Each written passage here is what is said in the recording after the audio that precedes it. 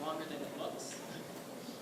So with that, the time it is 7:03, and I bring the November meeting of ANC 1A to order. Our first order of business is always community announcements. So if any members of the community have anything they would like to see, and by that I mean if you're not on the presentation section, feel free to line up at the microphone over here to my left, your right. And while you're doing that, I will first open it up to commissioners who may have announcements, and I will take the first bite at the apple, which is to remind those, or to inform those that are here, that with the Park Morton redevelopment conversation that's going on, there is a community meeting at Bruce Monroe at Parkview School on Monday at 6:30 in the evening. If you would like more details, there are flyers in the back of the room, and I'm sure we'll hear more about this later. Are there any other announcements from commissioners? Yes. Commissioner Hundley. Yes, good afternoon. I'm Commissioner Martin Hundley. We're having a rally on the alley at Harvard and Gerard Street, 1400 block Columbia Road, Columbia area. And we hope that you all come out and support. And the time is at 4 o'clock to 4:30 p.m. Thank you. Thank you, Commissioner. Are there any other announcements from the Commission? Commissioner Flynn. Yes, ladies and gentlemen, for anyone who hasn't already heard, this will be my last meeting. I'm resigning from the ANC effective at midnight this evening. It's been a pleasure serving. I have some personal business obligations that compel me to just do the right thing and step aside. It's been a pleasure serving. If anyone is interested in taking over the 1A06 single-member district, the notice will be published in the November 20th edition of the DC Register, and from that point on, any interested parties will have 21 days to gather signatures. If only one person gathers signatures, that person will be elected by acclamation. If more than one person receives and turns in signatures, there'll be a special election at a forthcoming ANC meeting. So I guess thank you very much for serving, or thank you for letting me serve, and for anyone out there interested in serving, let me know. And for all of you residents who are the constituents of fellow commissioners such as myself, I can only recommend that you thank them for their service, because that's what kept me going for 3 years up until this point, and those thank yous that have come in the past couple days and over the years are what keep us going late at night, writing those emails, doing our good works for all of you. So thank you so much, and be well. Thank you, Commissioner Flynn. Just to take a little moment and say thank you for your service. You will be sorely missed, and I know that we are a much better run organization for having had you here. I'd like to echo the chairman's gratitude for your service. I know you were in his job as treasurer, and always the best job you had amongst free-spending people. But I appreciate your service, and I do wish you and the commissioners, I'm sure your constituents will. Great. We will now move to Commissioner Brown. The Georgia Avenue Community Development, the Georgia Avenue and Lamont Street Public Safety Task Force is holding an event at the old Murray's grocery store. It is now vacant, and this is located at 3400 Georgia Avenue. They will be holding a Christmas event on December the 5th from 11 a.m. to 4 p.m. And it's really just to get the community together at a time when we are celebrating the holidays. And this is something that the placemaking committee within the task force has organized, and it will involve food and music, and they have also submitted a grant to help support this and get support from the ANC. So somebody will come in later to talk more about it, but I just wanted to let people know since we won't be having a December meeting. Thank you, Commissioner Brown. Seeing no other comments, we will go to the queue. Okay, hi. Good evening, everyone. I'm Sylvia Robinson. I'm the director of the Emergence Community Arts Collective, and just want to let everyone know that every year the ECAC has open house Thanksgiving dinner for anyone who wants to come. If you are by yourself or not able to get the family this year, you're welcome to come to our place at 733 Euclid Street. It's potluck, just bring a dish or bring a donation, and you're welcome. Starts about 3 o'clock. I have flyers here. It also has the Thanksgiving Day, and also has the Georgia Avenue Winter Festival, which Rashida was just talking about. So the details are on here on the flyer. There's more in the back of the room there.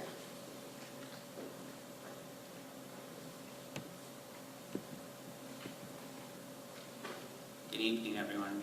My name is Patrick Nelson, and I'm here for my final round of notification to the ANC and the community at large that we are having our 3rd District Police Citizens Advisory Council banquet to award the officers of each PSA that is selected by the officers themselves a certificate and award for their work within the community. This event is something that we try to do on our annual basis. It's being held on Saturday, December 12th from 7 to 11 at the Washington Navy Yard. Tickets are available for anyone that is interested in attending, and we are trying to solicit some businesses to sponsor the event so that it's paid for. If anyone has any questions, I will take them. Are there any questions? All right, thank you, Patrick. My only question, Patrick, are you going to be here for the duration of the meeting, or if somebody wants to follow up with you? Okay, thanks. We will now move on to administrative matters. Commissioner Brown, would you take the roll call?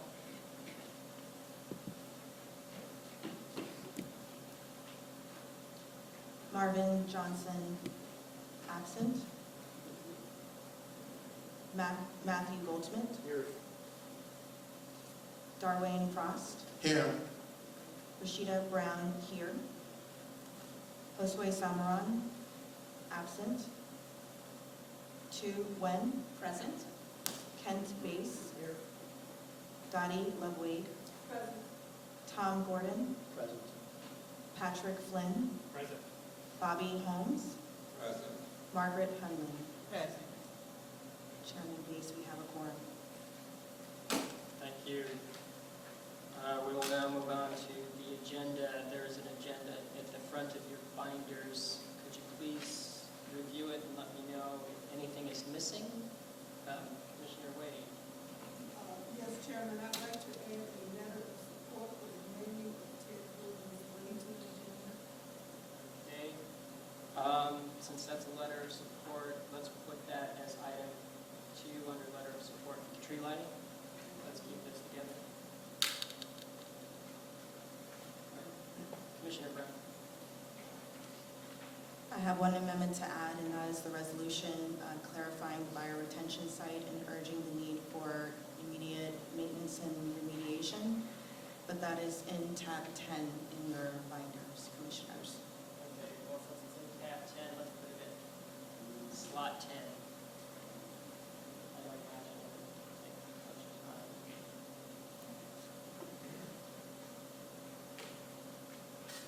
Is there anything else that needs to be added to the agenda? Okay, hearing none, I would move to approve the agenda as amended.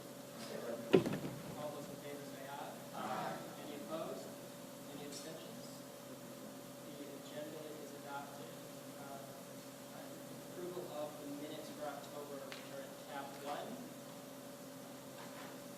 These were distributed prior to the meeting, although I don't know if everyone has had a chance to look at it, so I will give everyone a moment to review it.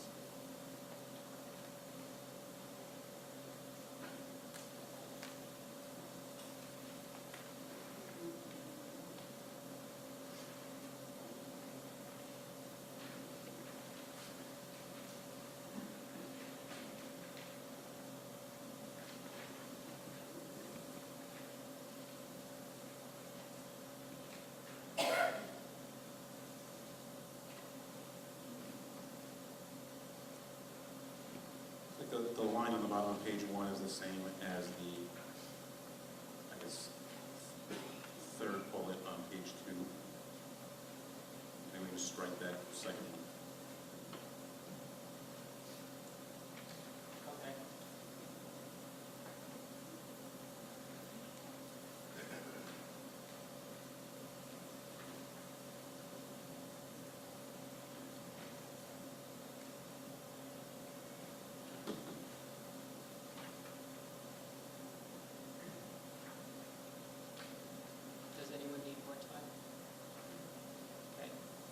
other than the change noted by Commissioner Goldsmith, has anyone else seen anything that needs to be amended?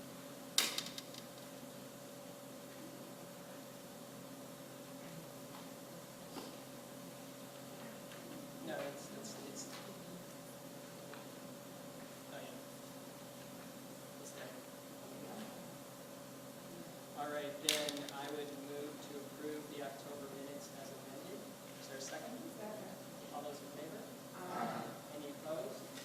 Any abstentions? The agenda is adopted. Next is fourth quarter treasurer's report, Commissioner Goldsmith. The treasury report is on tab 2 of your binders. It was another relatively low-key quarter. The $900 on there is the grant for the Ward 1 Back to School Party. The odd number for purchase of service is because when our administrative consultant started, it was in the middle of the month, so we prorated that. Office rent includes 4 months of rent because we paid an additional month in the fourth quarter. As far as what we've been able to get back from the auditor, we're in good shape.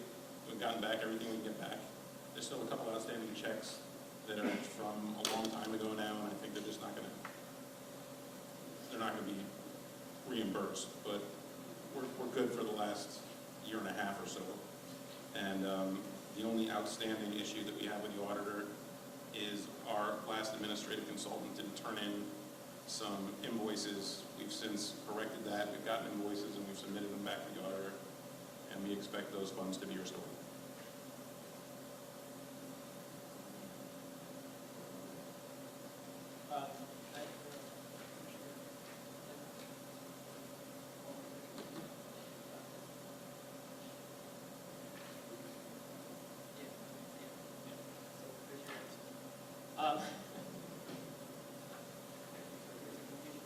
So, Commissioner Goldschmidt, do you have a motion? Yeah, I'll move to accept the report as it stands.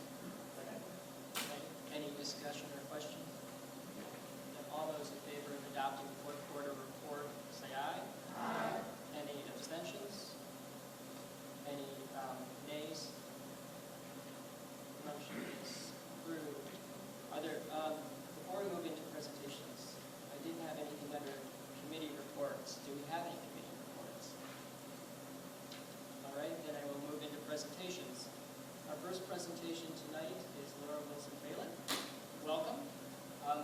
Before you get started, typically we have about 5 minutes per report. Do you need much more time?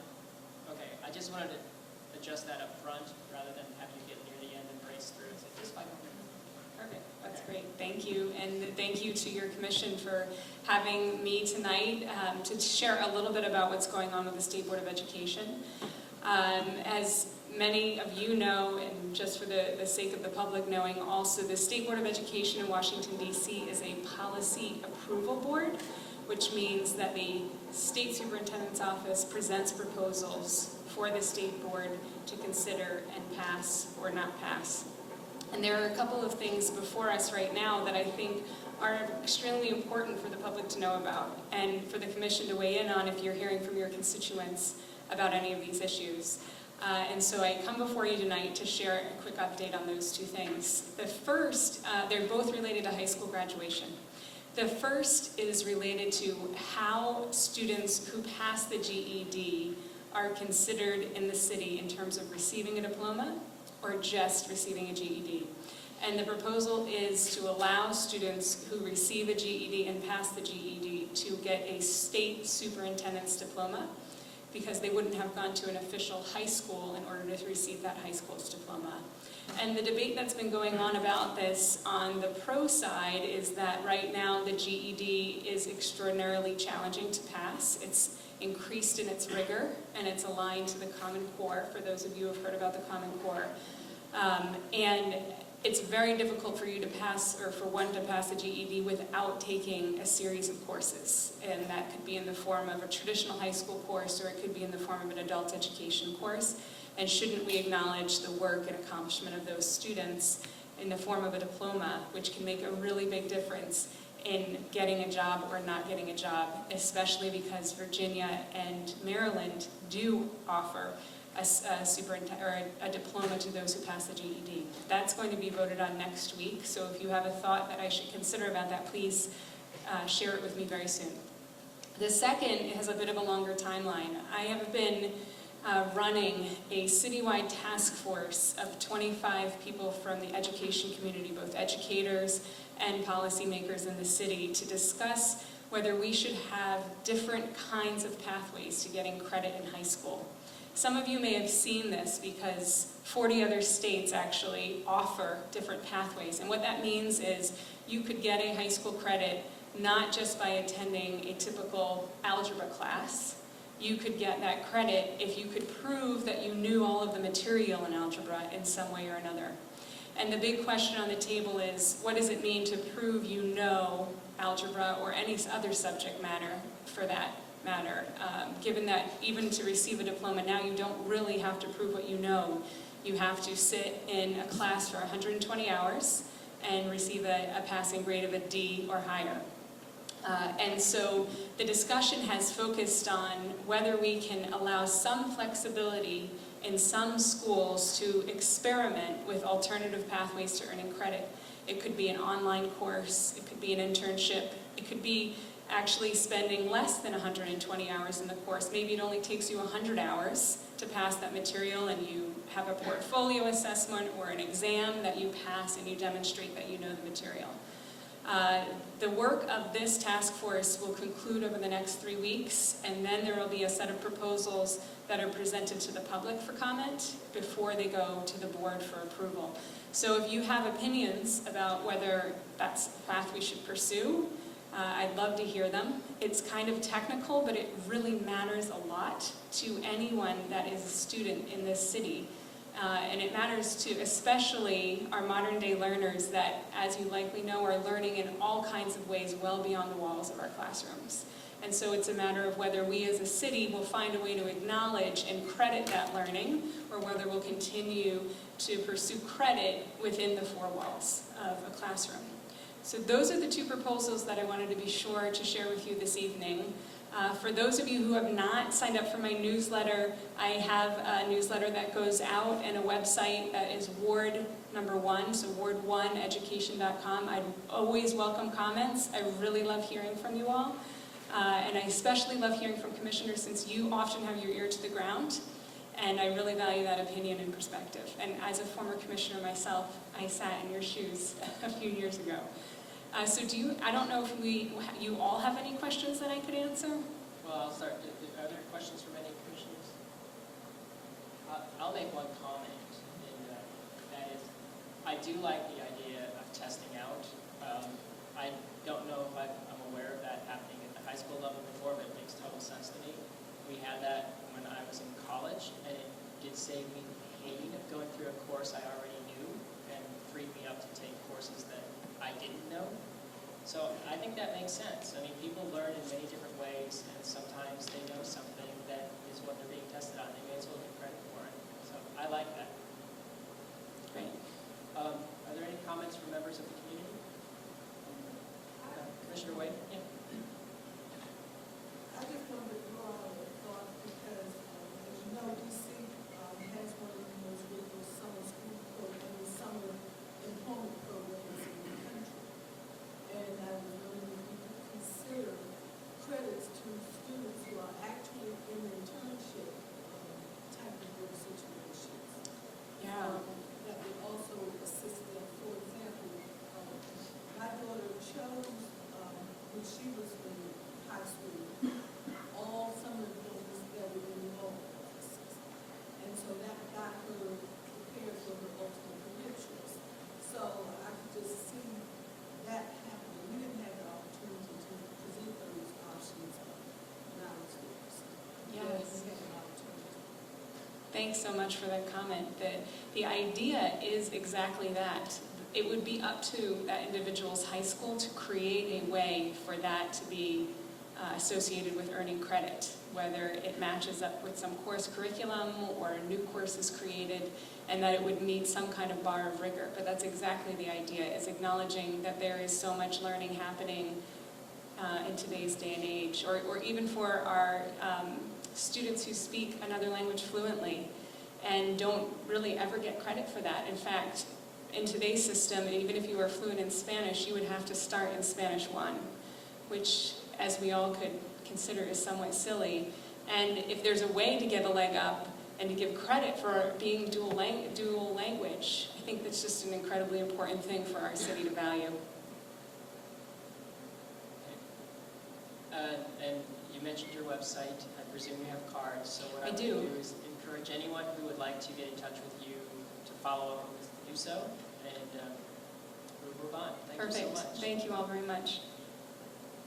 The next presentation on the agenda is dealing with a project in Tivoli. This, as I understand, Commissioner Nguyen, you've met with them, so I'll let you introduce this. Yeah, I'd like to bring up to the mic Daryl. I don't know how to pronounce her last name. Ripito. And on the agenda, it says Alex Verley. Alex Verley is the Director of Development for Hornick Brother, and Daryl is the architect for the team.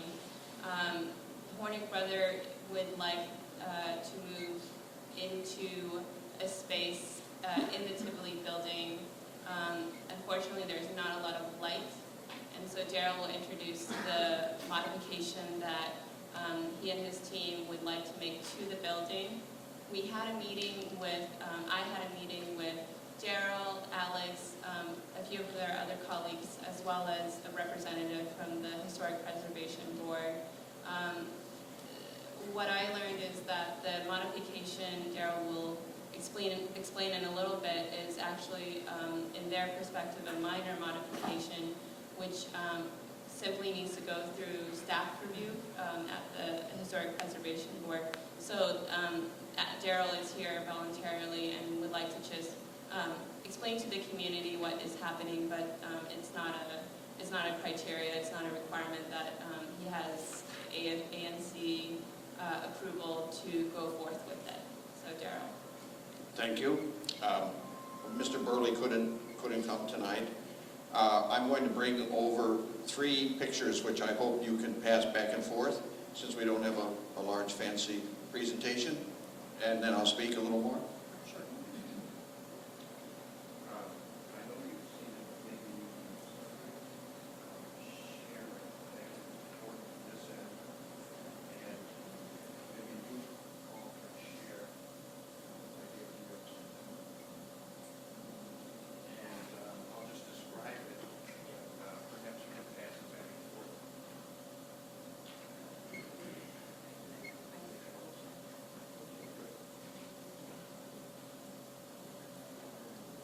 The Tivoli Theater building is an individual historic landmark. Therefore, any alterations to the exterior must be approved by the Historic Preservation Review Board. In making office space available for the owners of the building, the Horning Brothers Company, which is a large property owner primarily in housing in the city, we seek to make openings in the north wall of the building. It's a blank brick wall. It used to be behind the stage in the original Tivoli Theater. The north wall is, while it's massive, it's hard to see. It's hard to see from the street. There's one vantage point, and the photographs before the board show the vantage point where you can see the change that would be made. In the top photo, you see the existing condition, and in the lower photo, which has my stamp on it, you can just make out, and maybe Ms. Nguyen could point out for others where they are. The windows, although they're large windows, they make a very minor visual impact. There are some benefits for the neighborhood. Having Horning Brothers move from Connecticut Avenue to this site brings a very important business to 14th Street, to the site, and office workers and contributors not only to the life of the city, but they'll be very much contributors to the life of the neighborhood. So I would like to add that Daryl had emailed me the before and after, the before and potential after image, and it's very, very difficult to see the window. It was like playing a game of Where's Waldo. And on Monday, when we did the tour of the building and what differences it would, what the differences would look like, we had to walk a block up and across the street, and that was the only vantage point in which the window will be visible to anyone walking on the street. So from my perspective and from Steve's perspective, the representative from the Historic Preservation Board, this was a very minor modification that would greatly improve the quality of life for the Horning Brother staff at this building. And I think also it's been vacant for quite a while, so I'm really looking forward to having more individuals working in Columbia Heights. Yeah, and I will just second that. In looking at what's been presented with what, this is so minor. I mean, you're not impacting the integrity of the building.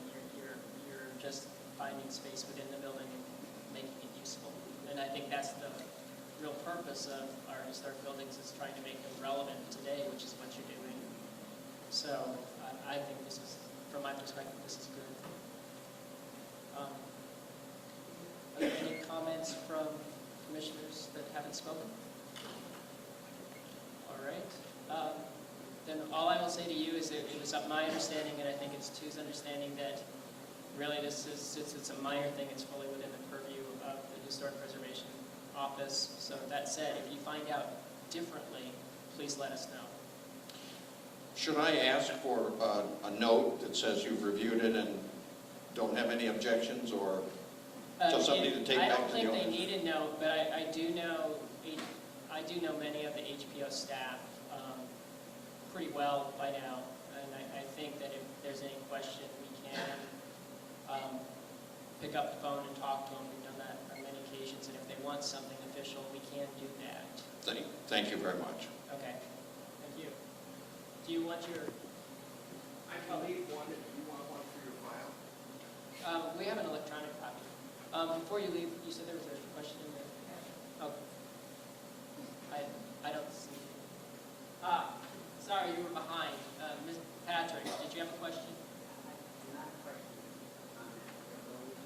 You can't hear you, Patrick. Stand up. Not a question. For those people sitting on this side, the audience that are not students, and Okay. those of us who already have worked diligently on this project for years, I just want to clarify that where they're putting the window is on the side of the city vehicle that's facing where the Tuesday building. That is correct. I'm looking at the building now with the back side of the building, so it's architecturally not convenient to the building. But something like this where the people out here are not seeing the street, and that they understand what we have to do. The process is really transparent, but it's really something for me, but it's important that everybody understands what they're doing. Yeah, and I can repeat that for those who may not have heard it, if you don't mind me paraphrasing. But the area in question where there's the request to add some windows to the building, it's not on 14th Street, it's not on Park Road, it's not in any facade area.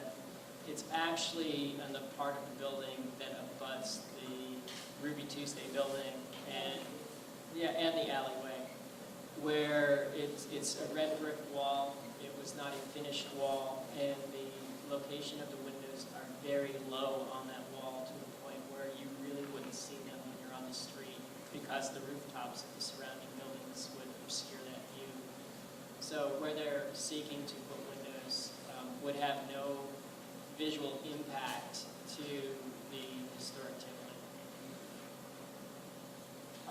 Moving on to the next agenda item is the Park Morton redevelopment overview. Ms. Rogers, I feel like we're siblings separated at birth. We might be.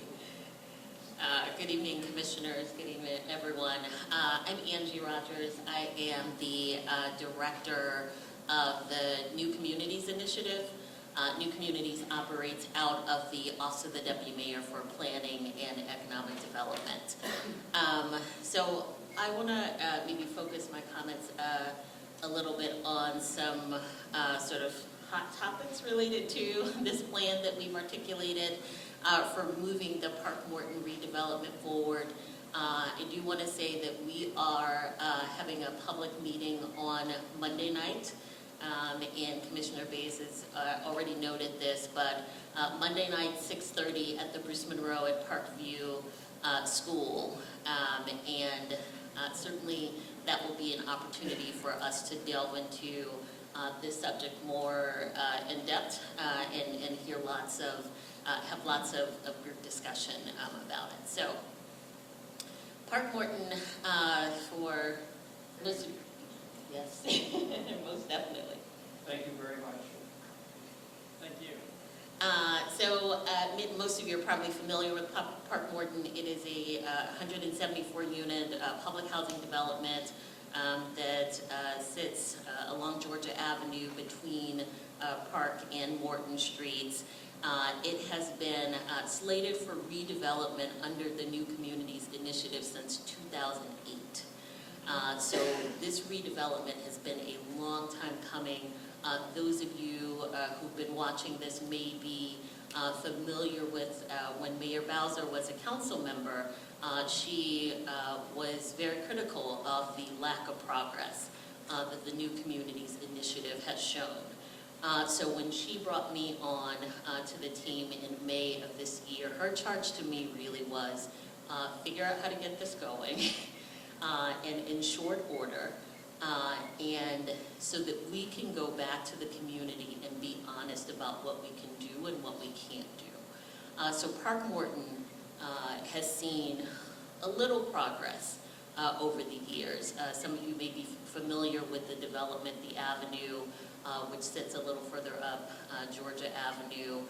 It's an 83-unit development, mixed income development. There were 27 units in that development that were designated to be replacement units for Park Morton residents.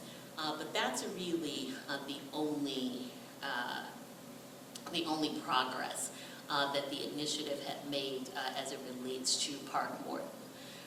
So some of you may also know that the development team that had been the master developer for Park Morton was released by the city, and released because they had shown lack of progress on moving the redevelopment forward.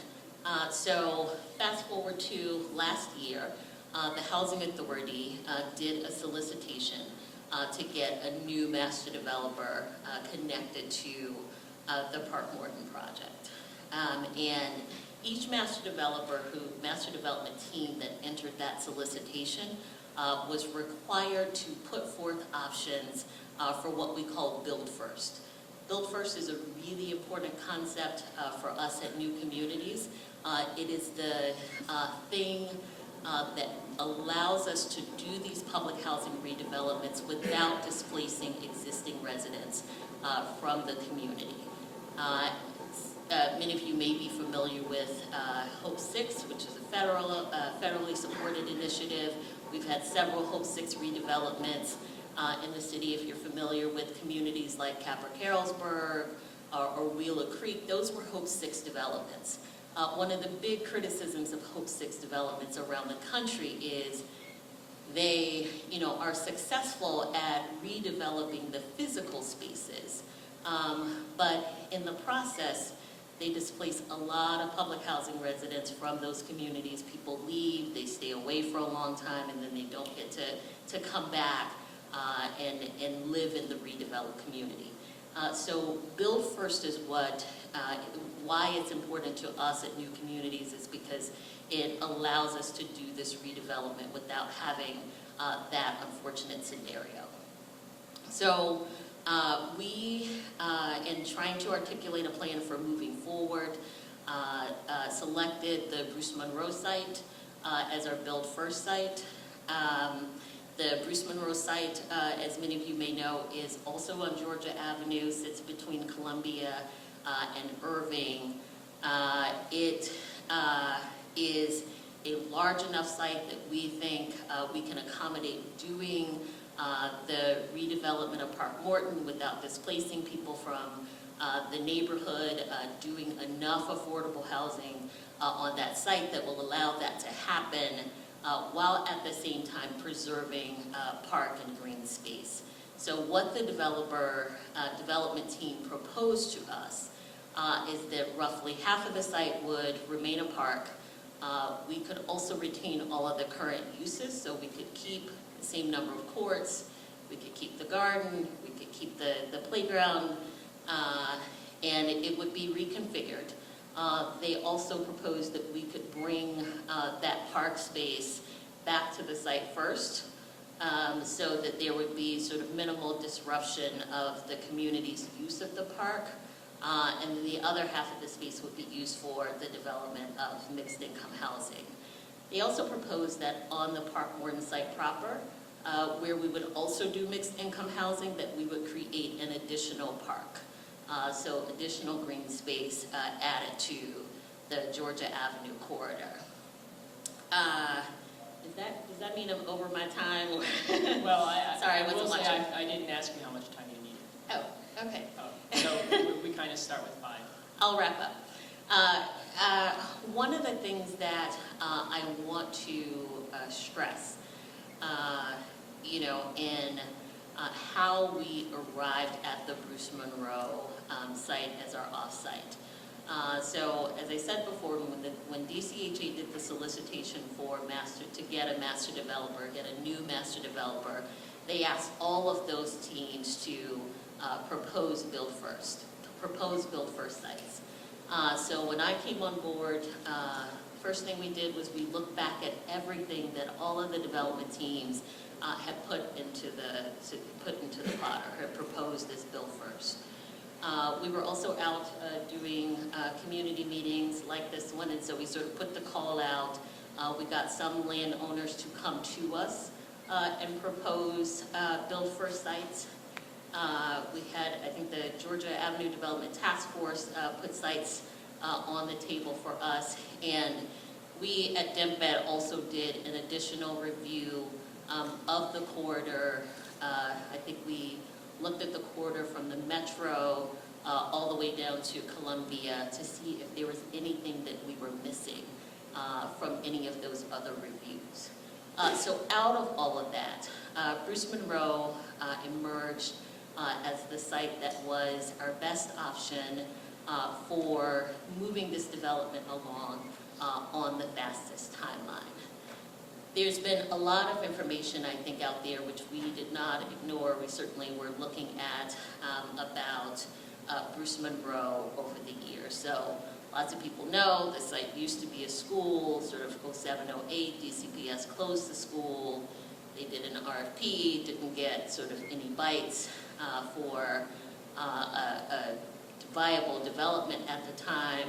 There was a lot of community conversation around what would happen to that site. Decision was made to do the park space there, but it was an interim placement. It was not meant to be a permanent park. But I think in this redevelopment, what we have the opportunity to do is to bring quality park space back to that site, in addition to doing affordable housing, which we know is sorely needed in our community. So I want to just close by saying I know that this is, there was a lot of sort of angst around the Bruce Monroe site before, and lots of people care about what happens to it. and that's great. I think we want to be part of that conversation, want you all to be part of that conversation about what happens going from here. I think there's been maybe some assumption that there's been a long community conversation that's happened already, or a long conversation that's happened already outside of the community about this proposal.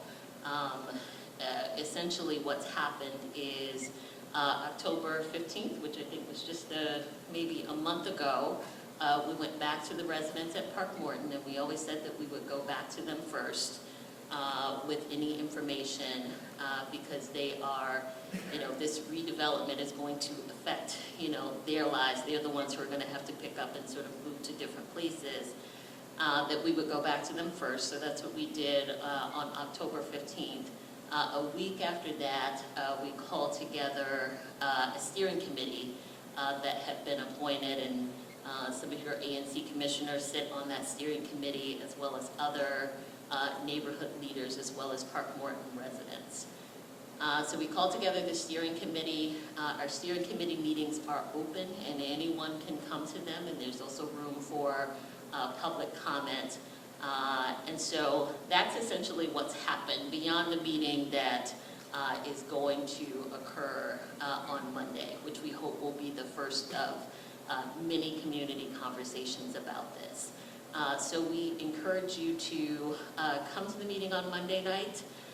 We will probably we're trying to solidify locations now, so on Monday hopefully we'll be ready to announce some additional meetings, but you can also certainly stay tuned to our website. If you didn't pick up this little sheet at the back, please pick it up. Our website is on there. It's dcnewcommunities.org, and you can stay tuned to the website for also other meetings that are coming up about this.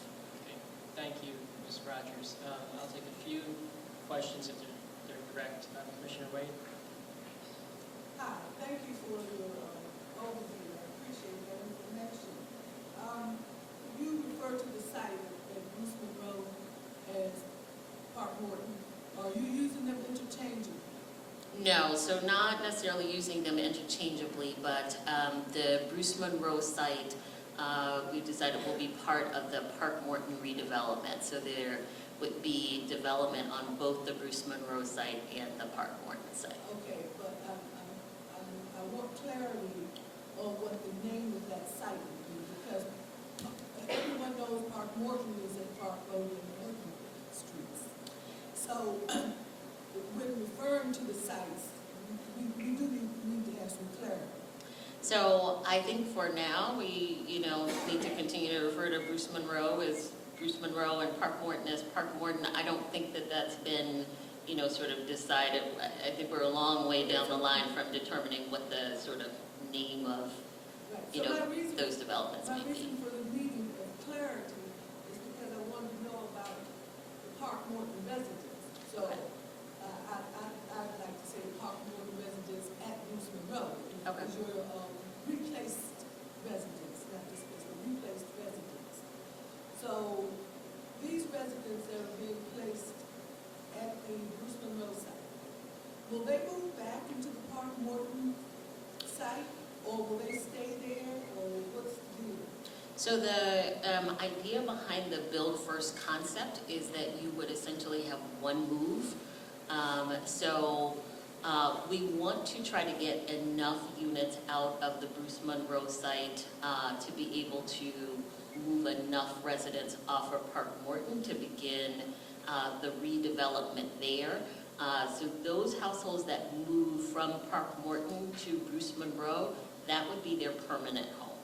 And so if the residents of Park Morton now opt to want to return to the original Park Morton site, what happens to them?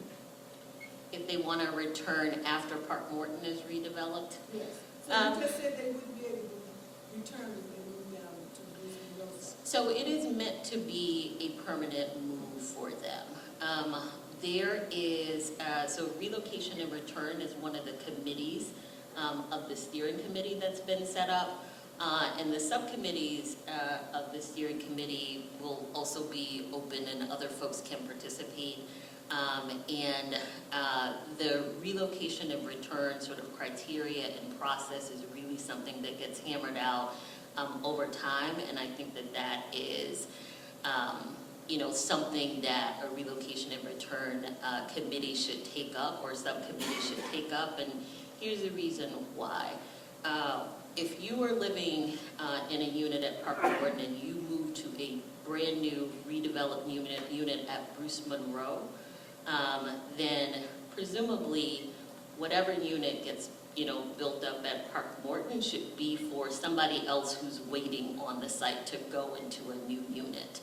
And so I think that's something that we'll have to balance once we get deeper into this conversation.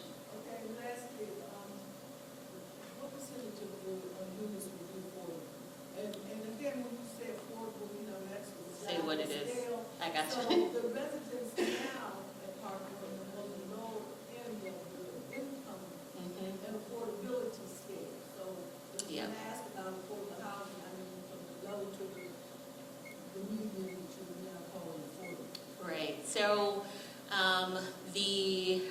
on each site, so Bruce Monroe and Park Morton, after the development is completely done, we would anticipate having a third of the units roughly for replacement units for Park Morton. And so those are typically units that are affordable at 30% of AMI. There would be another third that's affordable at what we call tax credit level, so 50 to 60% of AMI, and then the remainder of the units would be market rate. Thank you very much. Are there any other questions from commissioners? All right, since you have a community meeting on Monday, I will let that happen, especially since it's so early in the process that we're not weighing in on anything yet, and also in recognition that Commissioner Holmes, Brown, and myself are on the steering committee. I'm sure there will be a lot more conversations both in the community and elsewhere.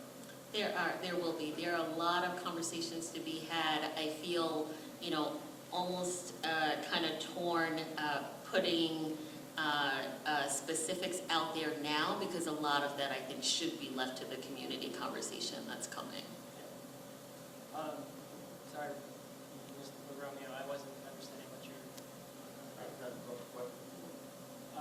I understand that, but I also know that we've had some community conversations already on this, and we're going to have many more community conversations, and if we stay on this topic, we're never going to get... Just here now, I'm not so very of what's going on with this whole situation. I mean, this is a question that I'm quite sure a lot of people in it is going right now. Don't even know what's really going on.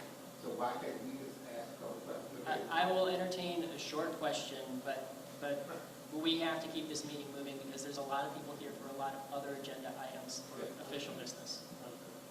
So it's actually three questions, all in one we've asked. One, what is the percentage of people that are living with Park Water? My understanding is that right now, the 6%, 50% are people that's there, that's in those houses there. Two, how do you all come to the decision that you all are the ones who make the decision without us as a community input on this, when we're the ones who vote? We're supposed to pay our tax, these are our tax dollars that we're talking about. So how did you all do this up and say that you all make the decision without us, and you all make the decision? You're 30 days to come to us saying, hey, okay, we make a decision, but what about the decision making before that? And the third question is that everybody in this room knows the Bruce Monroe site. Everybody that's in this community are moving in, we have new people coming in every day. How many of them are going to have kids? If you're taking all our school sites and selling them to the government, when our citizens right now have kids, we're going to educate them. So thank you for those questions. I think I can answer them hopefully very quickly. To your first question, by the Housing Authority's last count, I think there are roughly or a little less than 150 households left at Park Morton. That's out of a total of 174 units. So we've got a little more than half the site field, quite a bit more than half the site field filled. In terms of us making a decision about utilizing Bruce Monroe for a mixed-use purpose, so New Communities is a partnership between DIMPED and the Housing Authority, and part of our role at DIMPED in each of the New Communities neighborhoods is to identify potential off-site developments so that we can minimize the displacement of public housing residents from the neighborhood. And so we, in all of our neighborhoods, we look at what's available to us in terms of public land. We look at what might be for sale and sort of easy to get. We look at a range of options. And we looked at a lot along the Georgia Avenue corridor, even after all of the developers who had entered that solicitation sort of scoured through everything, and we had the benefit of everything that they had looked through. So it's part of our role to identify viable off-sites, and we were serving in that role here. Bruce Monroe, by no sort of decision of DIMPED, is not going to be a school again, not a traditional school. The Office of the Deputy Mayor for Education has said that there is not a need for a traditional school on that site. So we certainly took that into account as we were making this decision. One of the things that I think we did hear from community conversations that have happened before, I think the Georgia Avenue Community Development Task Force did a community review last year that included Bruce Monroe, is that people would like to talk about some non-traditional educational uses on that site, such as early education, or maybe something focused on the other end on workforce development. And I think that those are the types of ideas that we should definitely bring to this community conversation about how Bruce Monroe is going to develop. Thank you, Ms. Rogers. Thank you. Okay, we are now going to move on to the next presentation, which is...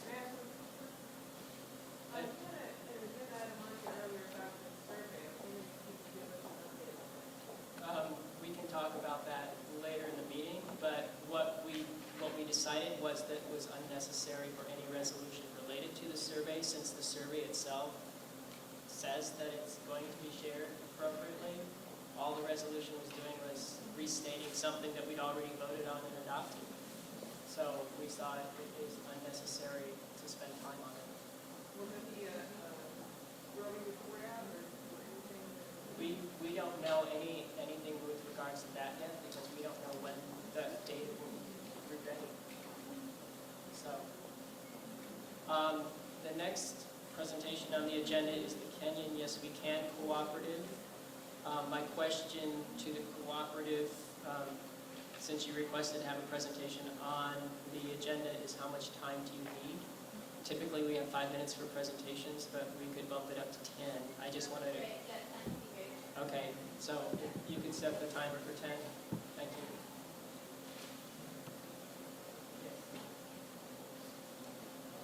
Sure. So I'm Rachel Jorgensen. I'm a student law advocate at UDC Law School, and we represent the Kenyon Street Yes We Can Cooperative. And we have some members who wanted to speak towards the question of rezoning the empty lots next door to their building at 1372. And this is Daryl. He's one of the children who was raised at 1372, and he wanted to speak about this. Good evening, Good evening, Commission. My name is Daryl Foster, and I'm speaking on behalf of the Kenyon Street building. One of the major concerns for the building is natural light.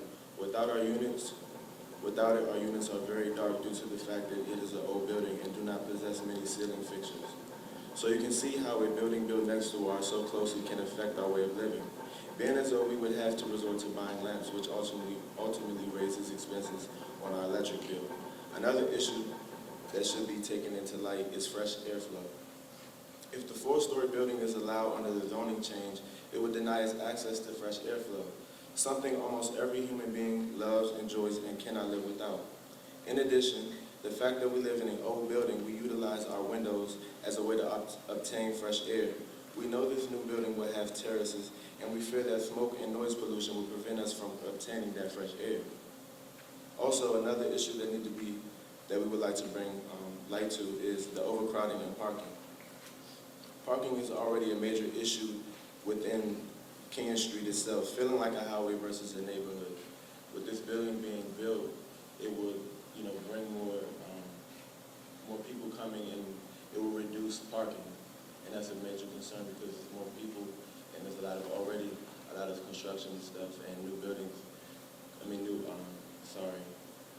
Like Chick-fil-A just came, so the area is changing. And with that building coming, it would just add to the overcrowding.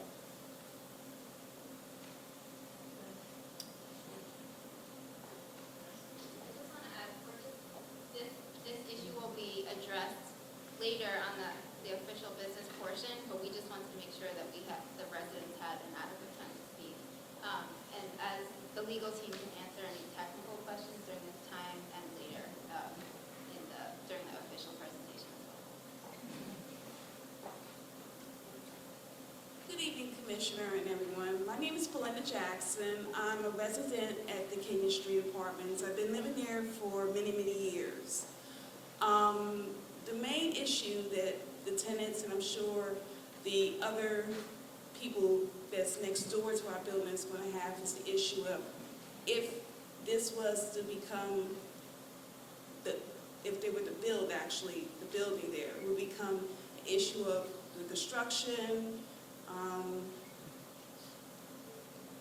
a lot of things. The construction mainly will be the main issue that will be there. That's still the things. As far as with the water, the electric, and other things that may go on as well that need to take place if that was to happen.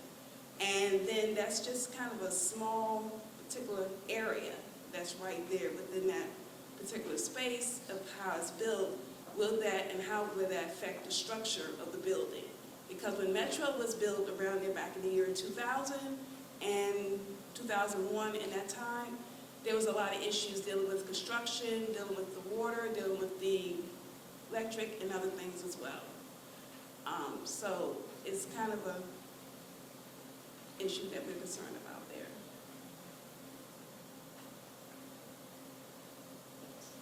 I'm sorry, were you, I didn't mean to interrupt you, so. Sure, that's okay. I just wanted to make sure that I wasn't stopping you. Mm-hmm.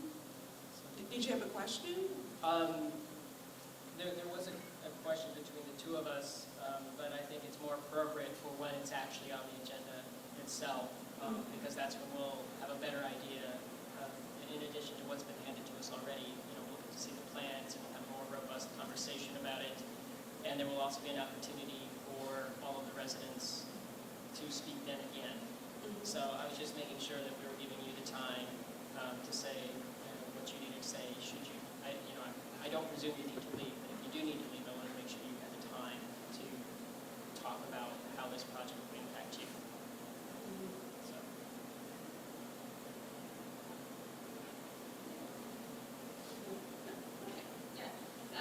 So I just wanted to kind of go back to some points that Darryl was making that about the light on the east side of the Kenyon Street Cooperative Building. Our architectural study, which you all have a copy of, has shown that units on the first floor and second floor will have a significant decrease in light. That the first floor unit in July will have 1 hour of direct sunlight, and that fourth floor will not be impacted, but third through below ground, we have apartments that are also below grade, that those will have significant impacts on their direct light throughout the day.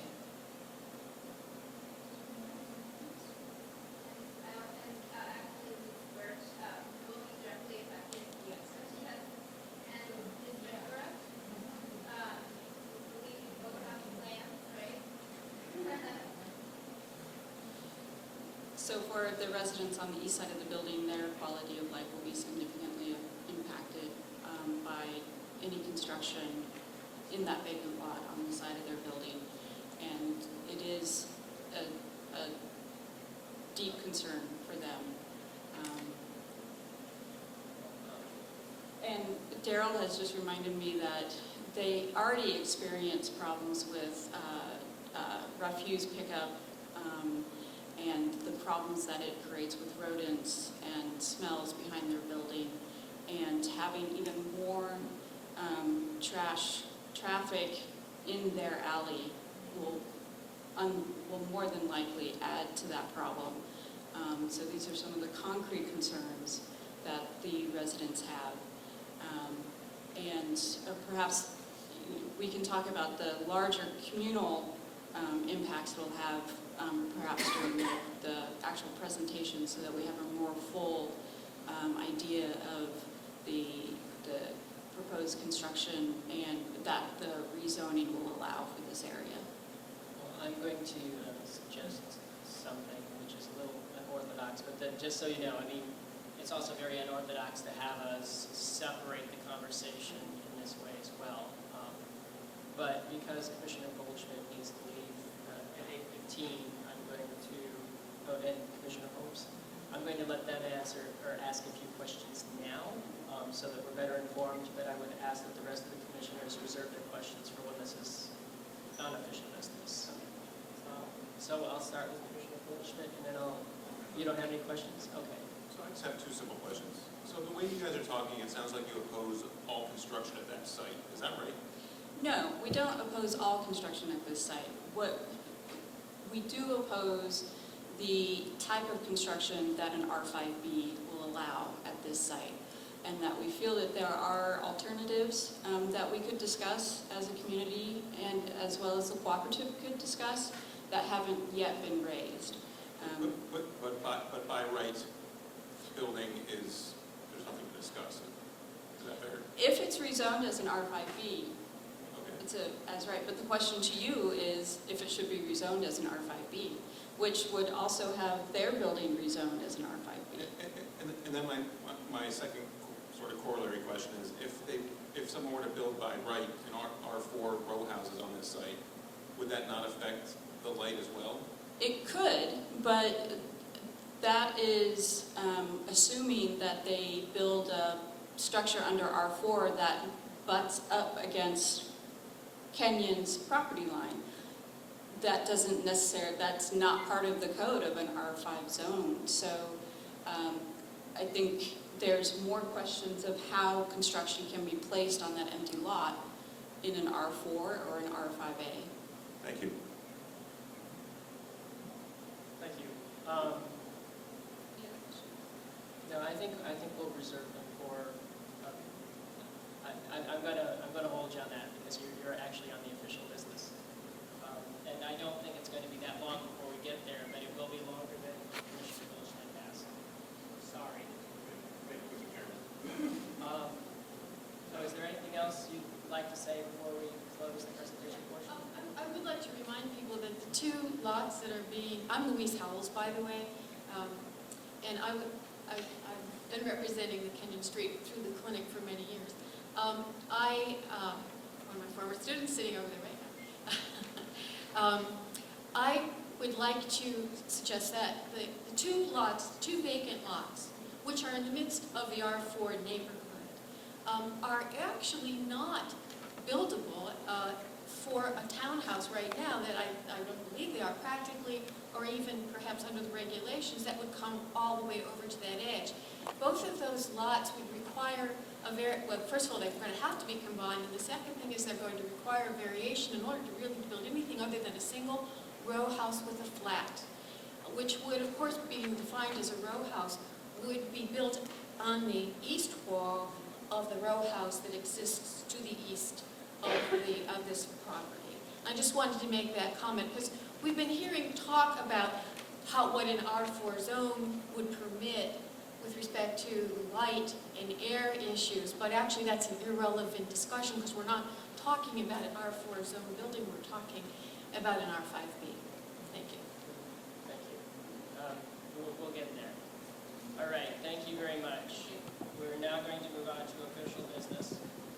The first item is under tab 3. It's a letter of support for the tree lighting extravaganza at the Columbia Heights Civic Plaza. Plaza. This is something we've done in the past. I don't think it's controversial. DPR just, or the public powers that govern public space just need to know that we're okay. Are there any questions? Then that said, I would move that we approve the letter as written. Is there a second? All those in favor say aye. Aye. Any opposed? Any abstentions? The ayes have it. The next item that we added would be a letter supporting the renaming of the alley to, was it Ted Williams? Way. And since we haven't drafted a letter, I would say that I would move that we draft a letter and send it in support of renaming Ted Williams Way. And Dom, if you could help Commissioner Wade with that. So your check is in there. Jules' check is in there. Is there any So will mine. questions about that? To get your check in And I December, would we gotta move talk that in we December. approve Okay. that But feel letter free, in you're support. not putting in or anything. I'm happy to meet you or you can meet me in Kent or something. Yeah, of course. But I can't wait it ahead of time. And Commissioner Ray, I believe you had a resolution. Yeah, I'll let you know as it's coming out. Happy Thanksgiving. You too. Have a night. Okay. Do you still want to vote on the issue? Okay. Okay, then what we will do is, since the resolution has not been drafted, how about we move to inform WMATA that we are opposed to the realignment of the 60s line? Okay, and Don, could you help Commissioner Wade draft that? Okay. I will move that we support that. Is it second? Second. Okay, moved and seconded. Is there any conversation or questions among the commissioners? Okay, all those in favor say aye. Aye. Any opposed? Any abstentions? Abstention. Okay. Thank you, Commissioner Frost. And now we will move to zoning case 1424.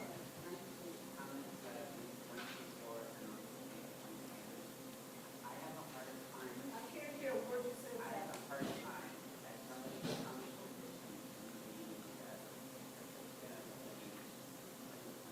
read all things and don't explain a little bit in detail to the community what it is you're doing. It's kind of hard to follow along. Reading off stuff and then you guys are voting, but you're not taking a couple of seconds to explain to the community what the issue is that you're dealing with. I mean, this bus thing, I have no idea what you proposed. Yeah, I'm sorry about that, but we had a presentation from WMATA at the last meeting, and it was very robustly, a lot of members of the community came, there was a lot of attendance, there was a lot of conversation. Okay, but then to my point, if I wasn't here because I wasn't in the country and I missed that, what you need to say is based on a presentation of the meeting like this, then I would understand that.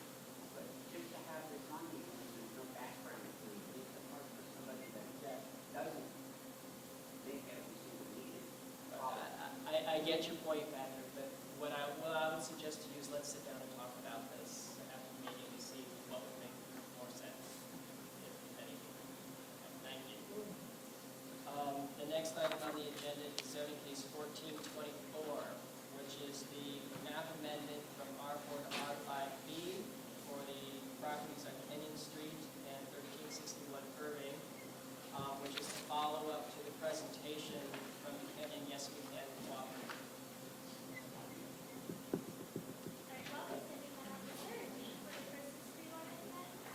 I believe I think it's December 5th. To the best of my knowledge, it's December 5th. Yeah, a lot of things are going on that day. Some of which are important. Okay, all of which are important.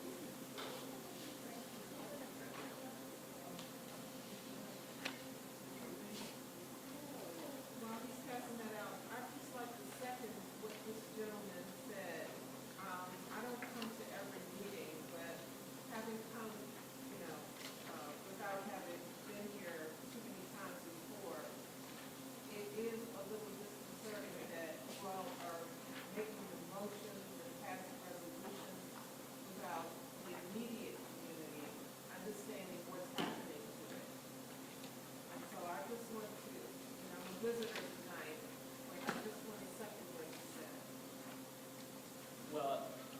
again, I appreciate that on the things that really have a major impact on the community, like this zoning case. We are going to be spending a lot of time on it, on something that's really pro forma, like a letter of support for tree lighting. Perhaps we can word it better on the agenda, but I'm not sure it requires the depth of language or explanation that's been raised. There's probably an area in between, but that said, we have a very long agenda with some extremely important things on it, such as this case, and I want to make sure that we have the time to deal with that because of its impact on the community. Okay. Thank you, Mr. Chairman. My name is Patrick Brown from Greenstein, Delnorman, Lux, and I'm counsel for the applicant in the rezoning case. I'd like to introduce Dr. Bukai, who is the property owner. I'd also like to introduce Dan Snook, the project architect from McAllister Architects. And also with us is Reverend Holmes and Dr. Perry, who are members of the community, and I think we can perhaps add some context to this case. Before I let Dr. Bukai speak, because he is a well-known and long-standing member of the community, let me put this case in context. This is a rezoning application of two vacant lots that have been vacant for an extended period of time. Those lots were sold by the District of Columbia government and foreclosed upon when the purchaser was unable to proceed with development. And at that point, in 2013, Dr. Bukai purchased these two lots at a premium price based on what is a very advantageous location in proximity to the Metro and 14th Street. The challenge he faced is how to appropriately develop these properties. And really, after consultation with the Office of Planning, the most appropriate way to proceed to redevelop these infill lots and get them, it's a void that needs to be filled, a void in the fabric of the street, a void in the community, and an attraction for things that I don't think anybody desires in the community. And the most appropriate way to proceed is, in the context of the comprehensive plan and all that flows from that, which the Commission is well aware of, is to rezone the property from R4, which is basically row houses, flats, 2 units apiece, to R5B. And that allows a lower scale, moderate scale residential development of multiple units. That makes sense in the context of where the vacant lots are. It makes sense in the context of the progression or transition from the next door property, the Kenyon Co-op, which is longstanding since I believe 1910, and developed at a much higher density and lot occupancy than R5B would allow, and then the transition to the higher buildings along 14th Street that are zoned C3A. That's supported by the comprehensive plan, the future land use map, which clearly identifies this for rezoning to a higher classification, and the various other elements of the plan, the generalized policy map, neighborhood conservation, and in this case, focusing in on appropriate infill development of vacant lots, and then the citywide elements and the area elements, particularly focused in on Columbia Heights Metro Station and the area around it. We're located a very short distance from the Metro, which would be important in the future because that proximity would almost eliminate the requirement for any parking under the ERR. Before we get into details, I want to thank Mr. Jorgensen, Professor Howells. We met with them at the site. We met with them yesterday. We've exchanged additional information, and I think we're working back and forth to try to answer their questions and be responsive, and particularly draw the comparison between R4 and R5A development. And a point that's very important to make is Whether these two lots are combined as one lot and developed as R4, or two separate lots, R4, which I think would be more than approvable. R4 is going to provide a solid wall immediately at the property line facing the Yes We Can co-op. What we've done, and Mr. Snook will take us through it, is design a project that it is sensitive and creative and respects the existence of the Yes We Can co-op and creates an indentation, a setback that substantially improves the outlook for the existing building, and we'll go through that. But Dr. Bakai, if you could, just please stand up and introduce yourself. My name is Dr. Bakai.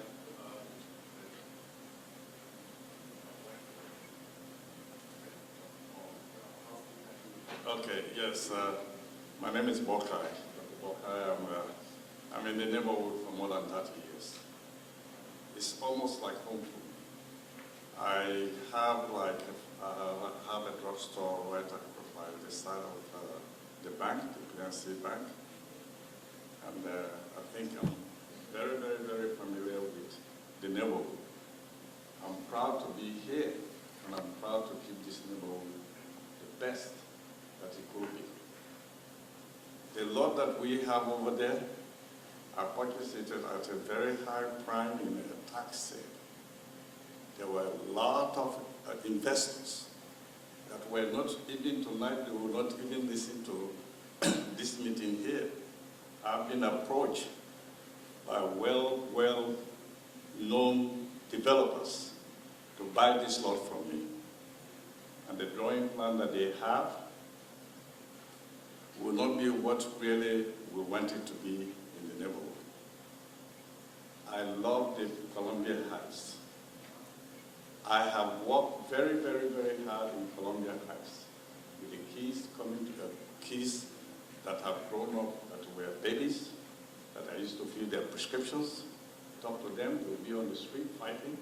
I'll go there, they will come into my store, they will hold the door, lock the door, take care of this, all that. But that's not the concern. The concern is to have something built, into the community that the community will appreciate. We are not building like what other developers think they will come here and build. And I can assure you today, if I live here today, we don't really work hard to work together. There are guys whose intention is to come and bypass all this and do what they want to do. But I'm against them. And I fought them from the day when we went to the tax sale. I had my paper up.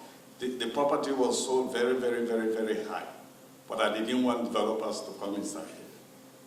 So I am really appealing to my neighborhood. I can work with them. We have held meetings with them over and over, just to see how we can bring compromise. And the only way that they can fully understand what we are doing, if I have the architect come out and really show them what we are building and how we are not having an impact on the light that they are talking about. We are not getting close. They're going to have their sunlight. And I don't care whether I build their property, whoever comes to build that property, or what they are saying, it's going to come to a conclusion that if they would have known. So I'm really, really appealing to them to trust us. Let them go through the drawings that we are here. I'm not there to come and do what is not right for us here in Columbia Heights. I'm here to do the best for my neighborhood, and I stand for it. So I would like my architect, he will talk to you all in detail. And Doctor is here, Dr. Holmes is here, and the doctor is over here, he's in the neighborhood. They can see what I'm talking about. Maybe they give you a few words that I'm not really against to fight. I want us to all work together. Thank you very much. Thank you, Dr. Mackay.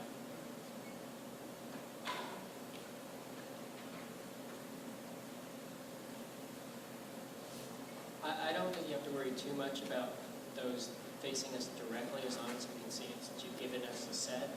There is nothing that I will be putting up here that's not in your packet. Which is my point. Yeah.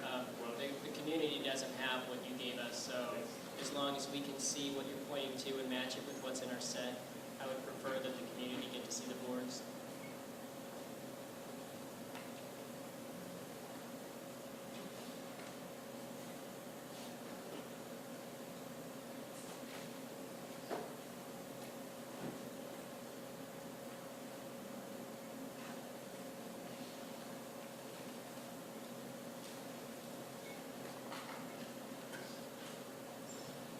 All right, we have, and I guess I should say before I move on too much farther, we do have additional copies of the plans. I think I have 4 or 5 more copies left for their particular parties who are interested, as well as some additional copies of the sunlight diagram that I already passed out to the commissioners. So about the project itself, I think that many of you have seen various iterations of this project. We've been trying to work it through and find the appropriate way to develop the site for the past 7 years. As Pat already spoke to, the site is existing as two separate lots. We're proposing to combine the 2 lots and build an 8-unit condo building onto the site. And the several things we're trying to do to be an appropriate neighbor, to be someone who is fitting into the site. We are maintaining the existing, we're not trying to build a huge tall building where we're design partially constrained by the density requirements and zoning. But we are also maintaining the existing height line across the front of the building. As you can see here in this front view of the building, there is a taller portion, but that is set back 10 feet from this corner here. So it is not something you're going to be able to see from that front edge of the building. We're trying to maintain that existing front wall and fill in the street wall that is currently empty.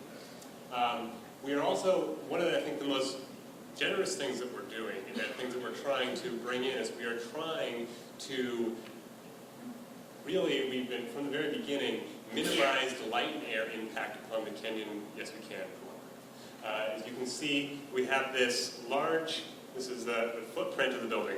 We have added this large open court here in the central portion of the building. The main scheme of our buildings, we have stacks of condos in the front, stacks in the rear, with an elevator core and stairs here in the middle. So we have, this is where people are circulating up, and then the 2 front and back with a courtyard space in the middle. This allows for a lot of light and air to be coming in both to our residents, the future residents of this location, as well as coming into the neighboring condo building. This is as opposed to what would happen if someone was to come in and build the flats that are under the R4 zone.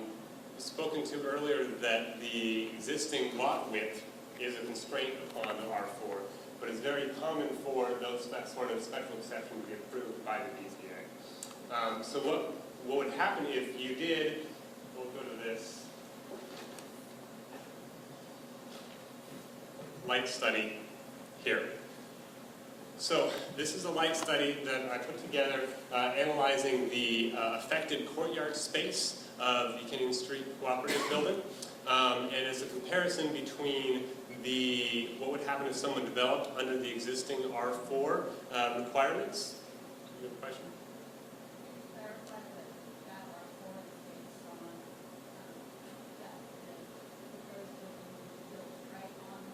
Correct, yes. So this is an illustration of what would happen if someone comes in and builds those 16.5-foot wide lots. Whoever comes in is going to want to build in that whole width. It's very constraining in that way.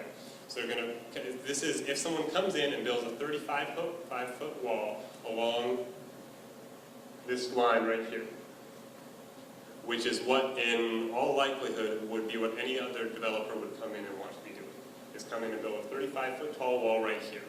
So this is an analysis of what would happen as a comparison between if someone came in and built that solid wall and what we are proposing in our structure. The hard data on the impact of this is that under our proposal, 58% of the affected facade is receiving at least 500 hours of sunlight a year. Under So under the R4, 58%, only 58% is receiving 500 hours of sunlight. Under our proposal, it is 66% of the building is receiving the additional, at least 500 hours of sunlight a year. Are you talking about the building you're proposing to build? Correct. Or the building that's already there? There is no building. There is no building there. I think the light issue, if I may, because I'm getting Yes. very confused. The light issue that was reported by the Western Canada impacted the light that they would be getting and not getting. Correct. Should you build the facility? What you're building, what you're talking about is for your building that you're proposing and the new residents, the light. No. No, that's not what I'm how the talking new about. building would impact. Yeah. Yeah, I'm talking about this illustration here is not my building. This is not our building that we are proposing. This is an illustration of the Kenyon Street, Yes We Can Cooperative's courtyard space. And how much light they are going to receive, one, under if someone comes in and builds under the existing zoning, and the second one is if we come in and build the building that we are proposing. And that has nothing to do with the side light. This is an illustration of how much light they will receive.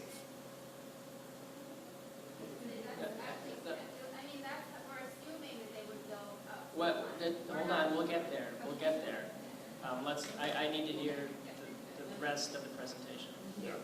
Well, I've been very confused. Do the commissioners understand now what I'm illustrating on this? Yeah, and I'll restate it. You're stating that if you were building row houses or whatever in the R4, the top diagram is how that development would impact the light on the neighboring building, and the illustration below is how the building you're proposing today would impact that light.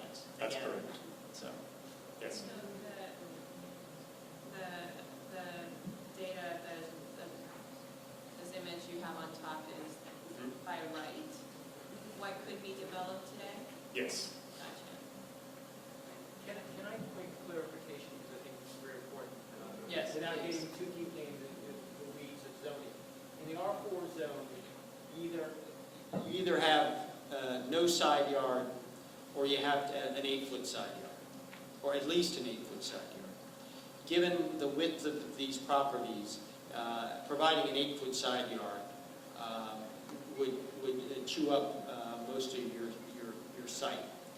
Whether you develop this property as 2 separate lots, which I think is doable, or as 1 lot combined,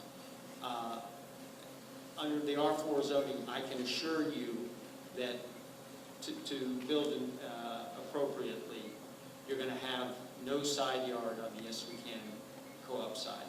And that's just a practical matter driven by zoning. So, and that's one of the limitations of the R4, and one of the practical reasons why R5A gives some flexibility and allows the accommodation of the creation of this court, which produces, rather than a 30-foot high solid wall, allows for the creation of this court, and I think a more favorable situation. So I will again state that the upper diagram it's not what is currently there, it's not what is nobody has explicitly said this is what we want to do. But this is my professional opinion as an architect who's worked on a number of different row house developments in the city, that this is absolutely what any client would come to me and insist that I build. In fact, my professional opinion is that they would insist that I build taller than that. This is the 35 minimum, this is the 35-foot height.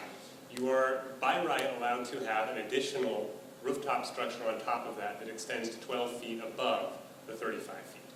That would be set back from the front, that would be required to be not along the front and the rear edge of the building, but it absolutely would be right here in the center of the building, on both of the lots. That is what would be required of me if I was being brought to site and being told to develop it as flats.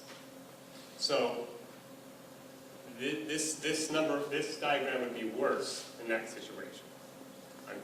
What my illustration is, it is a hypothetical situation, but I can speak with a surety that this is what I would be told to build. All right. Was there anything else you wanted to present? Plans, or you We have additional plans. I would be glad to answer any particular questions. The other illustrations and things are having more supplemental. If we need to discuss them, I'd be glad to. Okay, can we, one of the things, and again, we're having a very good dialogue with the Yes Co-op. We may end up agreeing to disagree, but we had a discussion, and a couple of things came up. I wanted to discuss the court issue and the impact on the building. One of the other issues that came up is developing a fence along the property line at the grade level for privacy. If I might interject, since this is our meeting, I'd actually like to move on to questions from the commissioners. What you may or may not do after tonight, that's not our business. Are there, Commissioner Nguyen? I'm a little confused by the architectural drawings. How do you get to Unit 8? What is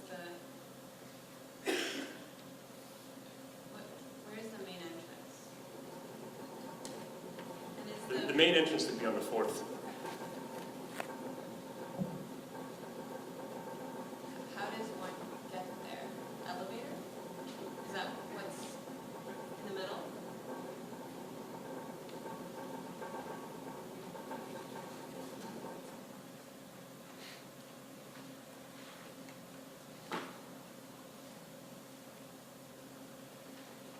Yes, it would be being accessed. It would be accessible primarily by the elevator there, located in the center. Correct.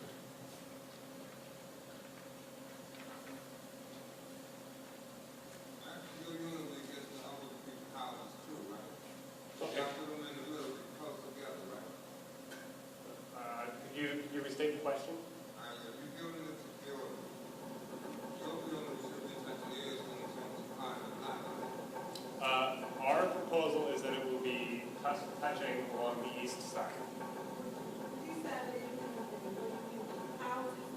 Will there be windows there and windows in the... So we will be building a party wall a solid party wall along the existing row house, directly on this side of the property.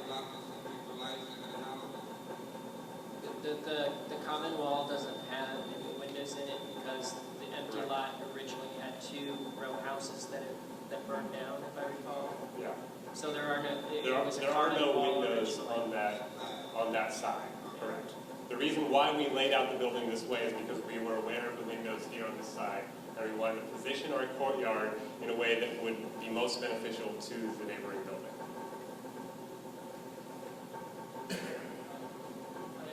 Curiosity, what's the height of this building? The height of this building varies. Well, what's the height along the street, the facade? Street? Yeah. You said it wasn't any taller than the abutting row dwelling. Correct. So the bulk of the building will be at 40 feet. There's a parapet that extends to 42, and there will be a railing at 44. In some supplemental drawings that I actually just saw for the first time today, clarified that the neighboring Yes We Can cooperative is existing at 49 feet. So we will be, the front edge of our building will be below the existing street wall on the neighboring construction. The rear, so the rear is, again, this line here is at 40, this parapet is at 43, and then set back several feet away from, I think it's additional 10 feet away from the edge, it will be up to 50. But the back rear line is primarily at either 40 or 43. And I know that the height in the R4 is currently 35, recently reduced to 40. Correct. But 40 is what you say this is, and 40 is, again, until recently what R4 was. Correct. That was part of what initially, as I'm sure you all recall, is we had brought this forward about a year ago, proposing for a special exception in order to build a very similar project. We've made a few changes, actually increasing the size of the courtyard since that development, staging the development process. I do recall that how you were going to proceed was a big question mark. Correct, that was a Because big part. If I recall, it's 2 individual lots, but neither lot is wide enough to conform with current zoning. Correct. That's correct. Okay. Mr. Chair, I would add also, while the zoning commission reduced the height in R4 to 35, just... I know, you can still get it with a special exception. Well, but even beyond that, they just passed on November 9th, the penthouse regulations, which allows a 12-foot high penthouse, including habitable space. So, and again, so we've gone from 35 to potentially 47. Yeah, don't sell me on that one, I don't agree with them on that. With the zoning commission? Yeah, well... Yeah, I don't agree with the zoning commission on that, but they didn't call me the night before, so they didn't know. I was reading, please, and I'm saying this asking for confirmation, but if I'm reading this correctly, the R5B is considered not inconsistent with the comprehensive plan. I believe that's the phrase. Yes. Yeah, and that's zoning to me. The regulation is written such that your proposal not be inconsistent, as opposed to being consistent. I know what it means. I speak zoning speak sometimes too. So yes, it is stated that it's not inconsistent with the plan. I mean, the reason we selected this proposed zoning that we are pursuing is in direct consultation with the Office of Planning, and this was their recommendation as the appropriate way to develop the site. Just out of curiosity, I believe there's a variance for the width of the parking? Yes. Right. Under the current parking regulations, parking is required 1 parking space for every 2 units. 8-unit building, 4 spaces required. As a result of the narrowness of these lots, we can provide 4 parking spaces, but they're each 8 foot 2 inches wide as opposed to 9 feet wide. So they're width-wise, they're a little bit bigger than a compact space, but they don't nominally comply. They comply with the length. So we've asked the zoning commission as part of this process to grant an area variance for the parking. Has EDOT weighed in on this yet? It's been submitted to them. Well, that I know. I was just wondering if they weighed in yet. Well, and I'll tell you that given where we're located, in proximity to the Columbia, they'd like us to have less parking.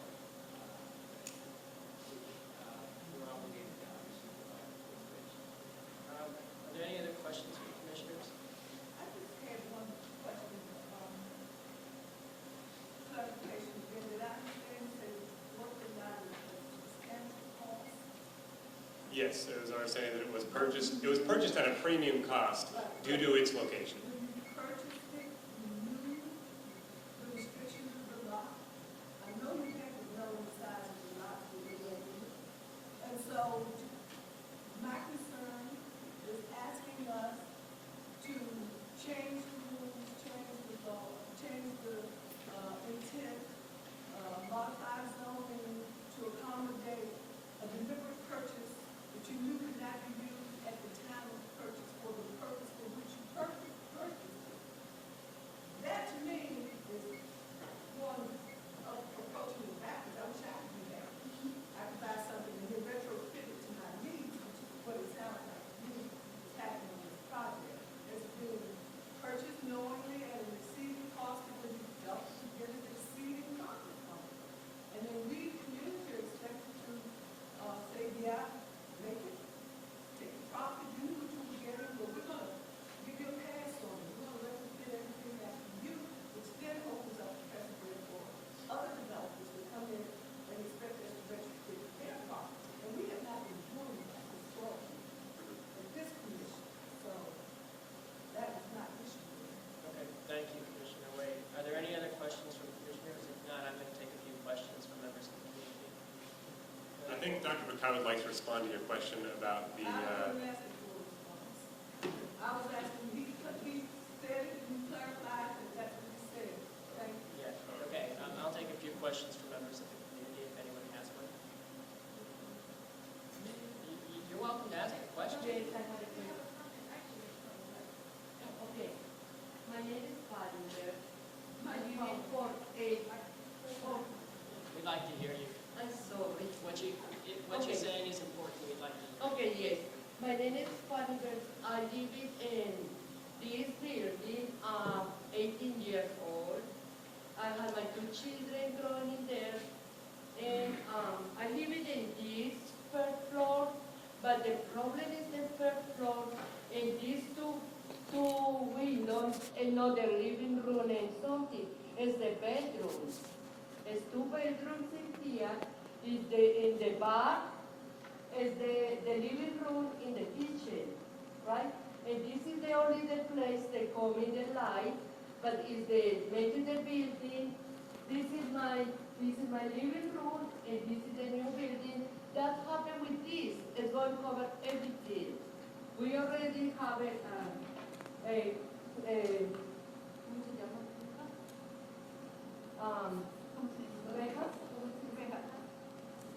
we have it in the back. Some people, I'm sorry, my English is not, but I try this thing. It's already dark in there, in this place. And the problem in the building is old, and we don't have the electricity, we just need to use a lamp. And what about this? When I get something from you, the living room and the kitchen is totally cleaned up. That's because in the front is a bedroom, there's 2 bedrooms in the front of the buildings, on the first floor. We really don't have a lot. Can I follow that with a comment that we would like to make? That is that we have spoken to an architect who did our light design, or light study for us. And we don't have alternate plans, that's not our job. But in speaking to that architect, there are other ways to design this building. And our concern is that the R5B zone does not permit any scrutiny whatsoever about what's being built to. It's going to be built as a matter of right, no matter what we say here tonight, if it's an R5B. But if it had been presented as an R5A, all of these issues, density, light, parking, would be scrutinized. And I believe that that's one of the reasons that they've gone for the R5B, is to avoid that very important scrutiny. Thank you. Thank you. Thank you. Yes. I just wanted to ask, are those going to comply with R4 or the R5B they're requesting? It's with the R5B. These drawings are compliant with R5. Is it also compliant with R4? No. No. Just R5B? No. It is not compliant with R4 primarily because of the number of units. So you're proposing that's what you're going to do if you get The rezoning. Correct. Ms. Patrick? The building in this image you're seeing to the right, it's currently zoned as R4. The proposal is to rezone, I believe it's 4 lots, two of them being yours, and 2 existing non-conforming apartment buildings that are currently in R4. So in bringing to compliance 2 apartment buildings that should be R5, and then this lot is the question. But the proposal is for the non-compliant. I can't hear you, Patrick. I still can't hear you, Patrick. You can speak louder. The building that these people are in, yes, it is currently in an R4 zone. Grandfather in. Correct. Okay, make that clear. Grandfather in by rights since it was built in 1915. Correct. So it's not like this is something new that's Correct. occurred. And Yes. it's built in R4. Let's be very clear as we discussed. Commissioner Wade, please, I still don't have the question out of Mr. Nelson. I would really like to hear what he's trying to say since he stood up and he keeps saying it and I can't hear it. So if you can say it either loudly or move to the microphone. I know with you there's usually a point to what you're saying. So I'm trying to understand that they're requesting that the 4 buildings, 2, one on Kenyon and 1 on Irving, that are already built and occupied And and grandfathered in, And grandfathered in. and the property that this man owns now The to two be vacant lots. rezoned. Correct. Okay, so then my question is, under the zoning DDA requirements, have these people been given the right to vote on whether or not that is going to be effective or not? I believe they've been noticed and they have standing. Is that correct? And they, as part of our discussion, is they made it clear that they have concerns. So I don't speak for them. Okay, so then- Now, I will say that the background of why the two existing buildings were included was really driven by the Office of Planning, which wanted to provide a transition and to coordinate the existing R5B zone boundary, which is north of Kenny. Right, and that's because they don't want to approve giving you an R5B when these buildings are R504. They want to synchronize the two together. I understand that. I'm very educated in how this works. So the only point that I'm trying to make, which I don't know whether it's been made or not, is that you fellas that live in both abutting buildings, if you are adamantly against this, you need to show up at the zoning commission hearing in unison and adamantly oppose having your building changed to conform to his needs, which will force him to not be able to do this, because the zoning commission will not allow him to change his property to R5B when you're in an R4 zone, and it will require him to conform to the R4 zone code. That's the option that you have, if they're not willing to work with you to do what you want done. And I'm speaking from experience. If you show up at the zoning commission en masse and talk about this issue, they will listen to everything you say, and they will take great weight in that. It's the best option that you have available to you now. Thank you, Patrick. Are there any other questions from members of the community? Okay, yes, Commissioner Noy. I have a question for the cooperative. It's a vacant parcel right now, which is terrible for the community, and we know that vacancy creates crime. So if it were up to you, what would you do with the parcel adjacent to your homes? I would propose turning it into a parking lot or even giving out Sorry, I would suppose a parking lot or giving back to the neighborhood as well as nature by making it a park. I mean, what bad would a park be? I mean, another dog park, you can add trees, a little lighting, chairs, benches. I think a park would be really nice right there versus forcing us to have a big building built right next to it. Okay, thank you. Is there a motion or just a more Can I make- conversation? I think we have some additional comments. Sure. Yes, and My fellow commissioners, I used to be ANC former chairperson down in Southwest DC, Reverend George Holmes, with the presence of our clergy leadership. We've also the chaplain of all the Democrats in town. I'm just glad to be here. I would like to understand your concern, but also I would like to be able to understand what would be the compromise, what would be the alternative. And I know that you said that right now you don't have that, and right now we got this fine gentleman right here who's trying to do something in the community multiple years. I want to be able to, bring his value in the community, be able to do what he needs to do for, his concerns. And we also want to do, constant issues of what it is for you. So how can we be able, I know the commissioners are in agreement with this, to be able to have some type of merger of the minds and to be able to move forward with this process. He bought the building, bought the property in good faith, and you've been there. And brother right here, another person been there in good faith. So we want to be able to kind of like, don't do like a Rodney King at the end of the day on how we get along. And I do believe what our fellow commissioner said is right now just a blighted site. And that's not good for either of ourselves to be able to have our concerns with that. So that's primarily it. Okay, thank you. I think there are all, as the president also stated, there are alternative designs. So as a matter of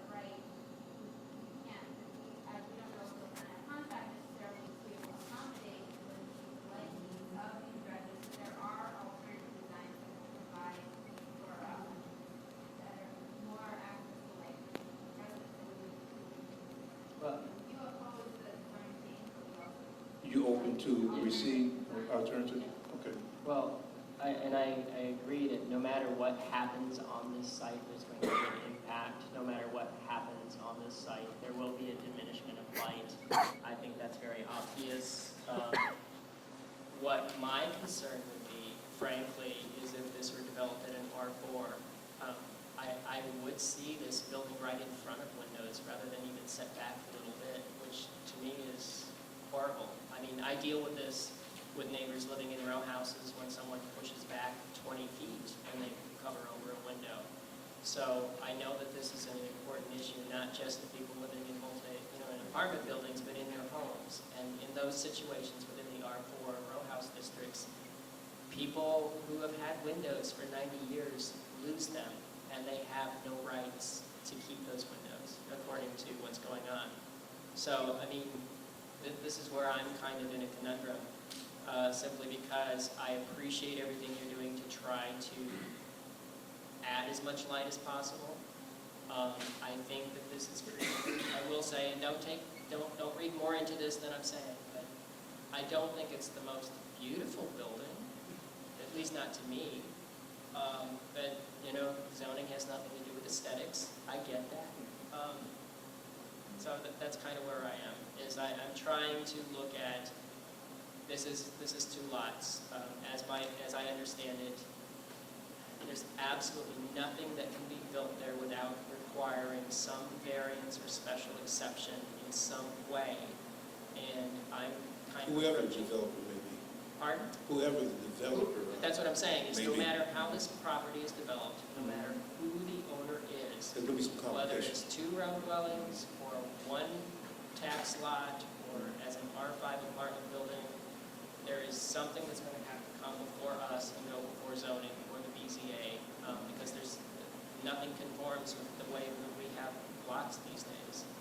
And so I've been looking over this, trying to find out what is possible that has the least impact on the people who live in Kenya. Absolutely.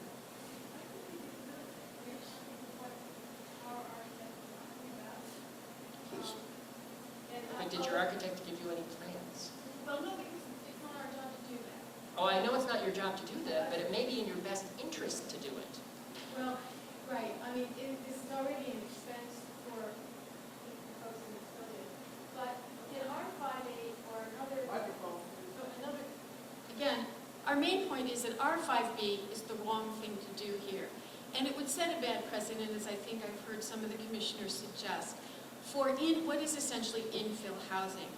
That's why we think that if an R4 is not practical, and we're not convinced of that entirely yet, an R5A would be far better because it would allow us to challenge in a special exception hearing and to have more leverage in terms of what gets built and the other neighbors in the community as well. But even if we went with the R5B, our architects suggest that you would not lose the FAR if you eliminated this area right here.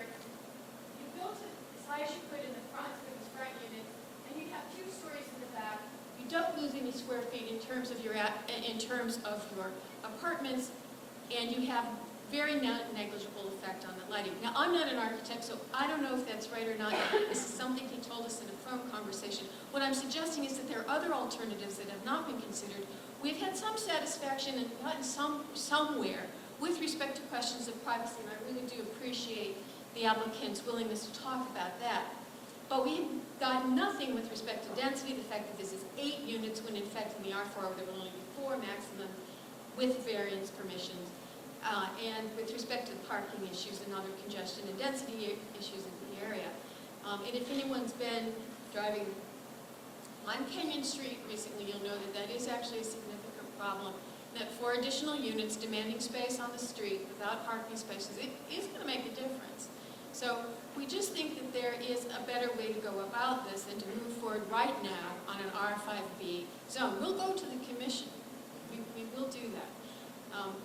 But we are hoping that you here, as the neighborhood representatives, will understand that there's a better way to resolve this problem. Thank you. Commissioner Gordon? I'd Can I ask the applicants what their objection would be to R5A as opposed to R5B?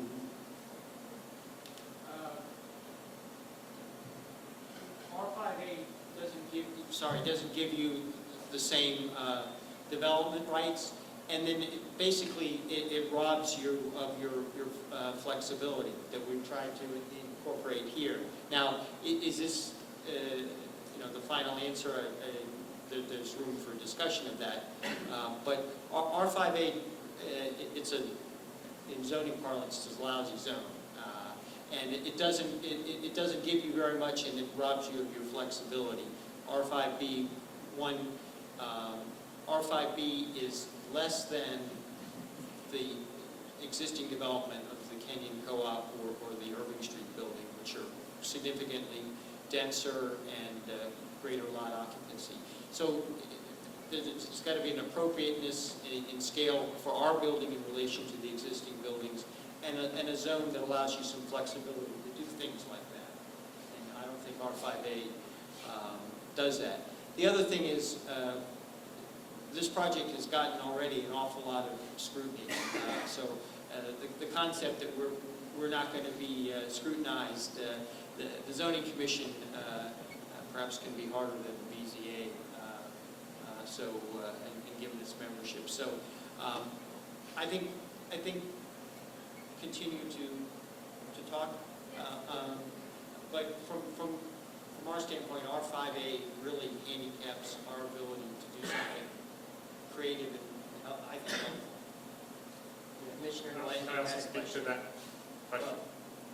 Sure. I was going to say that in addition, part of the reason we're deciding on the R5B as opposed to A is that when we attempted to go through the process, going through the special exception process under the R4, what we've heard from both the BZA and from the Office of Planning is that what you are doing, and I believe we even heard it from yourselves as the commissioner,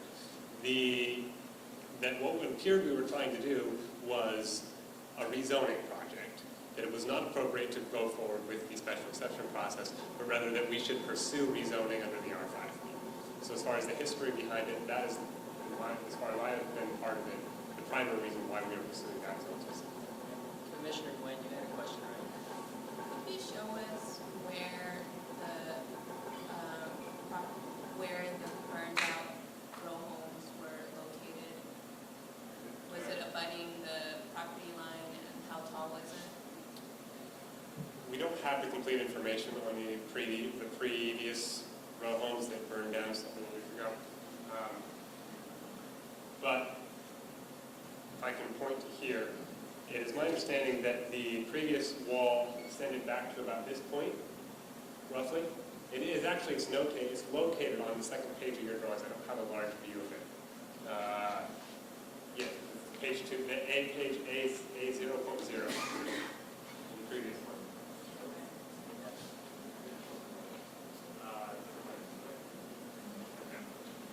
My apologies. So the location of it was right here. There was a solid wall here, and then there was a dog leg where there was a 3-foot wide space that extended back to about the same position where the rear of our building is. So it was a 3-foot wide piece here, and it started at this point. So they did not have any open space here, and they had a smaller open space in this location. If we were to build, that would not be allowed under current zoning to do that sort of thing. They would require you to have an 8-foot yard, which would reduce the remaining width of the lot down to 8.5 feet. What is not permitted right now? It would not be permitted to have a 3-foot wide side yard.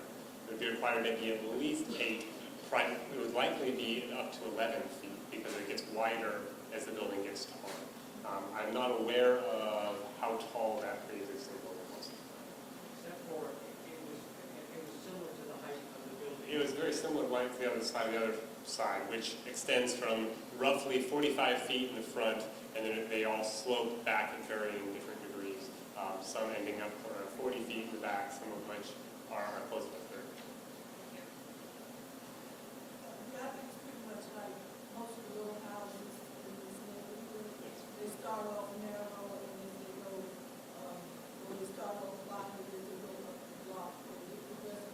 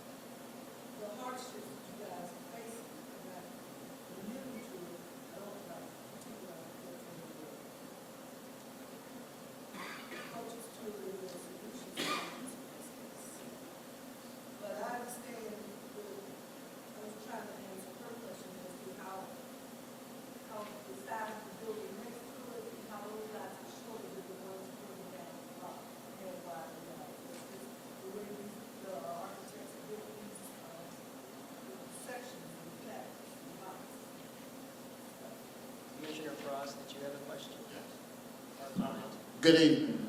I just want to know if your project was rezoned in a R5A zone, will your proposed project be in compliance with the comprehensive plan?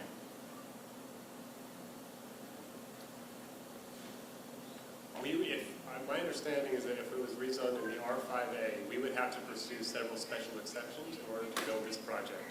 But the project itself, our understanding, regardless of what zone the zone is not inconsistent with the comprehensive land use plan, primarily because of the quest to increase the housing stock, the location of the metro, and the fact that this has been designated on the land use map as a potential site for upzoning.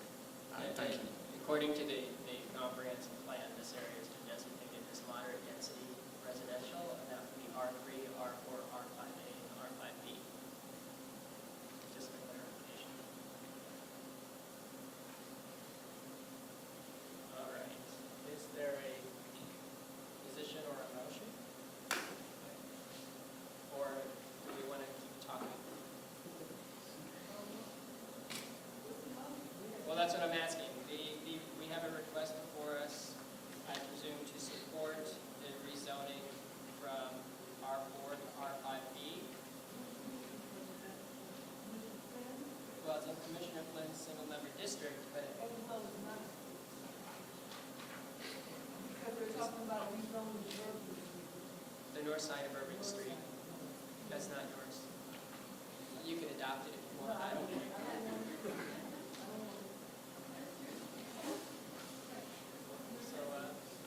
I'm just curious if we've got to the point where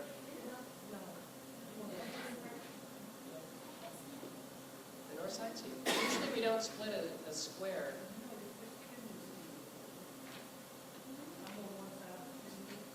Yeah. Yeah, but usually SMD lines go down the middle of a road, not down an alley. Okay. Well, nonetheless, Excuse me.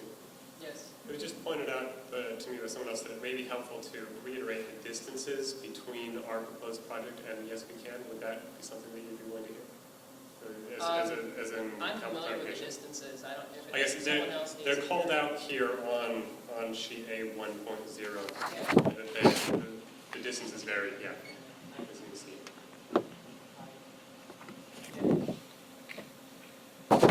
So is anyone interested in making a motion to either support or not support this project?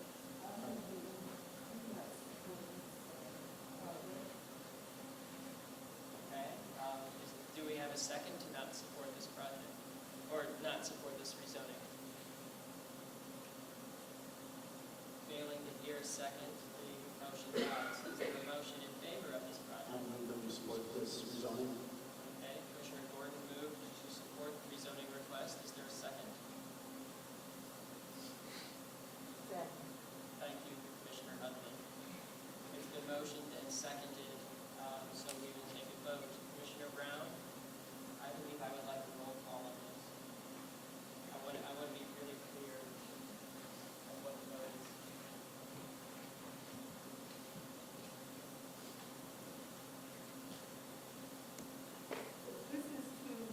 This would be a vote to support the request to rezone these properties from R4 to R5B. And the properties in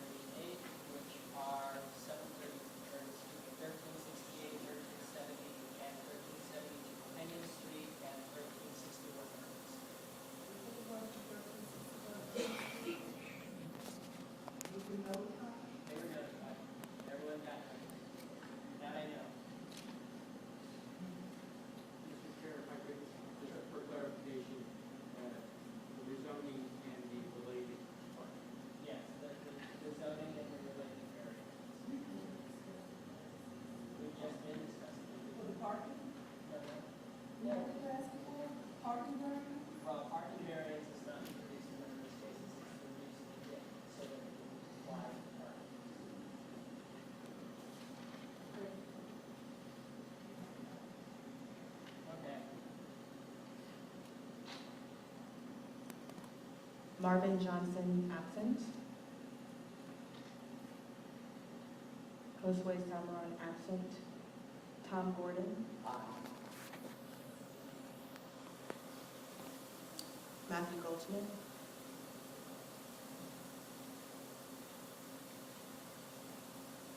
Tu Wen. No.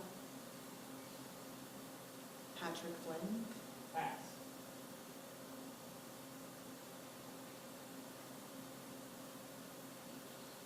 Darlene Frost. Aye. Kent Bass. Aye. Bobby Holmes, absent. Rashida Brown, no. Dottie Love Wade. No. Margaret Hundley. No.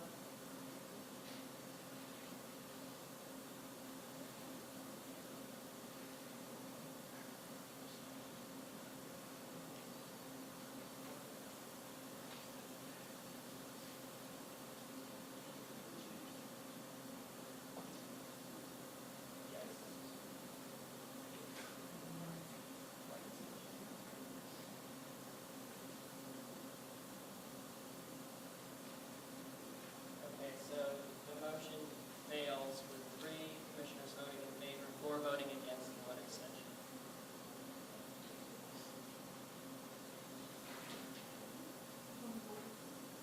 Yes? There is, on your agenda, DA number 1914-8, because Mr. Holmes has no restriction. Yeah, we'll still deal with it. It's still on the agenda. Just because the commissioner leaves doesn't mean the public's business leaves for that. Commissioner Frost? I just had one quick question. Can y'all share to the public when y'all BZA hearing is, please? Yeah, the zoning commission hearing is the evening of December 7th, 6:30 p.m. Thank you. Okay, thank you. Thank you for your time and the robust conversation. Thank you. The next item on the agenda. I will leave 2 copies of the plans at the rear of the building if anyone else is interested. Okay, thank you. The next item on the agenda is BZA case 19126, which is the variance for the rear lot occupancy for 1252 Columbia Road. Commissioner Wade, this is a nursing home district. Would you mind bringing it home? Yes, the president is requesting a variance on the, like, build a deck on top of the yard that wasn't existing, torn down. They were rebuilding it, and they have modified the lot, especially a section for the yard, rear yard, and courtyard for non-conforming structure. And Alice said that problem. And if you look at the photos that we provided, many of the lots in that alley do have existing garages on both sides of the alley. And they have, many of them do have decks on top of those garages. So that you can keep in with the, if you could look at the exhibits, they show the public alley, and you can see where there's already an existing garage that's probably Yeah, and if you go to the color map preceding that, that would be, I believe, VDOT, they marked where all the parking and garages were. Right. I think it's helpful. Right. So, based on that, I move that we approve the recommended variance. Okay, I see that we have the homeowner here. Do we want to hear from them? Yes. I'll keep my comments very brief. I'm Tim Turnham at 1252 Columbia Road. I'm joined by my wife Phyllis and Joel Heisey, who has been helpful to us in drawing up the plans and helping us think through what variances may be needed. Commissioner Loveway has expressed very clearly, I think, what we're looking to do, build a garage where a garage existed in the past but no longer exists, and have a deck on top of the garage that would be at entry level for the main living space of the home. Because the lots, as you can see in the photograph here, become increasingly shallow as you move toward 13th Street, it is impossible for us to be in compliance with the regulations about the lot coverage and still have a structure like this. That's why a number of other properties on both sides of us have 100% coverage with structure or close to 100% coverage. With this structure we're proposing, we would not meet the 70% requirement, we would be at 73%. We had a good opportunity to meet with Commissioner Frost as well, who was very helpful to us in thinking through this, and I'll be happy to answer any questions that I can, and hopefully the ones that I can't answer, and Joel will be able to answer on my behalf. If I could just make a few other comments. The structure as proposed is actually the minimum size structure that will meet the parking requirements required by the zoning code, which is basically a 20-foot length. Then the alley setback, we're requesting that because it requires 12 feet, but the alley is only 15, so the two don't match. The other thing is the 73% lot coverage. The zoning code is vague in certain areas of how you define lot coverage. Traditionally, the stairway to the main living level is not included in lot coverage. In the 73%, I have included in that calculation in conversations with the Office of Planning. We may not have to, and that puts us at 70%, which makes it a special exemption rather than a variance. And I haven't gotten a definitive answer from the zoning administrator which way or the other. But if you do not count the stair as is normally done in calculation of lot coverage, it's below 70%. It's like 69-point-some%. So that makes it a special exemption rather than a variance. And all the others are kind of existing conditions, and again, they would all fall under special exemption. Are there any questions from commissioners? Okay, Commissioner Nguyen. This question is perhaps to Commissioner Wade. I was under the impression that there's a moratorium on building garages. If there was, when I was speaking with the Office of Planning, they never said anything about it. What is the current theory determining that there was a garage there? And it was not in the city. I don't what they were still working on, but I haven't found anything to indicate that there's still a moratorium. And I know that the garages are one of And just to clarify, this is your lot, the one on the left side with the car? Yes, there's a better picture, the next page, and after that one, that shows two photographs. We have a single parking spot now with an elevated walkway that comes all the way out to the alley.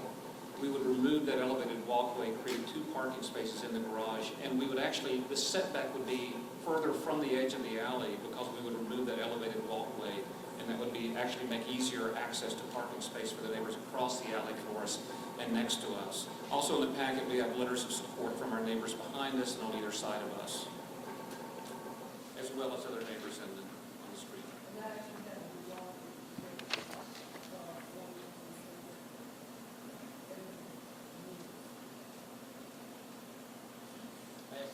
I will say it makes sense to me, especially since you've proved that there was a garage there at one time. I know that I caution my neighbors who think about tearing down their garages, thinking it would be a simple thing just to rebuild it. It's not that simple. Of course, I don't know if I should say this, but the easiest way is to tear one down one wall at a time and rebuild it. Exactly. It saves some heartache. So, Commissioner Wade has moved. Is there a second? Okay. All those in favor of supporting a variance to build a garage at 10 deck at 1252 Columbia Road, say aye. Aye. Any opposed? Any abstentions? The motion passes. Thank you very much. Thank you. I know you have our contact information. We'll put together the BCA report and submit it in the next few days. but if you don't see it in the record, because it will show up immediately, feel free to remind us. It won't be taken poorly. The next two, we will not take them together, but they're both in Commissioner Holmes' single member district, and he has already departed. First one is BZA case 19119 for 549 Park. Is there anyone here? Fantastic. This is, I believe, a single-family row house that you're intending to convert. I'll step in for Commissioner Holmes and I'll let you walk us through the project. Let me just briefly introduce myself. My name is Ajake Agboola. I'm with Griffin, Murphy, Moldenhauer, and Wiggins, and we are land use counsel for the applicant. With me is Trent Heminger. He is a representative of the property owner. Thank you, Commissioner Frost. Before I start, I just want to let the record reflect and thank Commissioner Holmes for meeting with me and for meeting with Trent. We met with Commissioner Holmes back in September, and Trent met with him in November. And I also want to thank Commissioner Frost for meeting with us as well. Something that is a part of the recent R4 changes is that it requires conversions like these to come before the ANC and to come before the community, which I think is extremely helpful because we get to engage in some dialogue and get feedback, which is fantastic. So this property is a vacant building located on Park Road. It's on a very deep lot. Currently has 2,691 square feet of lot area, and it has an existing non-conforming side yard. If you look at the zoning map provided in your packet, you will see that the east property line slants to the west and narrows the property. Because of that, it has an existing non-conforming side yard. What our client proposes to do is to convert the property pursuant to the new special exception rules in the R4 to a 3-unit apartment house. We also need, because of the existing non-conforming side yard, we need a variance from lot area, open core requirement, and for, just escape me. Oh, and because the lot is 2,691 square feet instead of 2,700 square feet, we are 9 square feet short of the lot area requirement. It's a very de minimis amount, and it used to be something that you would be able to request minor flexibility from the zoning administrator, but pursuant to the new regulations, you're no longer allowed to do that. So we also need a lot area variance, although it is quite de minimis. Also included in your plan, in your packets, when I met with Commissioner Frost on Tuesday, he requested that we provide renderings. And in your packet, you will see that we were able to rush and get a rendering of what the property will look like after it is constructed. What you will notice is that even though we are doing a 3rd floor addition, we are setting it back 6 feet in order to preserve the unique architectural roof elements located at this property. This property has a half mansard roof, and we are not touching that. We're setting the addition back in order to maintain that architectural element. I'm willing to take any questions that anyone has, but just to summarize, a vacant building being converted to a 3-unit apartment house. It is short 9 square feet, so it needs a variance for the lot area requirement. It complies with all the other special exception requirements. It's going to be under 35 feet. We're doing 3 units. We're not changing any of the rooftop architectural elements. There's still going to be a 39-foot rear yard, so we're not impacting the air and light of our adjacent neighbor. The adjacent properties do not have any solar panels on their roofs, so we would not be blocking anyone's light to their solar panels. But that's pretty much, and we're going to provide 2 parking spots. I have a few questions. Yes. I'll softball in the first couple. Okay. When was the house built? I do not know the answer to that. I not off the top of my head. Do you know who the builder was? No, I don't. Okay. Something I didn't see in the variance report that we got from Commissioner Frost, and I don't think I heard it from you. Zoning case 1411, which lowered the height from 40 feet to 35 feet, also restricted it to no more than 2 units. You've been talking about how it's 3 units and that's just by 9 square feet. I don't think that's right. I think the special exception would also be for the 3rd unit. The special exception is exactly for the 3rd unit. I've included... Because you made it sound like this was just, it's a little bit too big for the property. I apologize. And that's all we're doing. And to me, a 3rd unit is a huge change. I sincerely apologize if I was not clear on that. We are, when I stated at the beginning, we do need 4 areas of relief, the first being a special exception, and then the 3 variances that I listed. So the special exception is pursuant to the new zoning regulations for the R4 districts under 336, which I've included for you in your packet.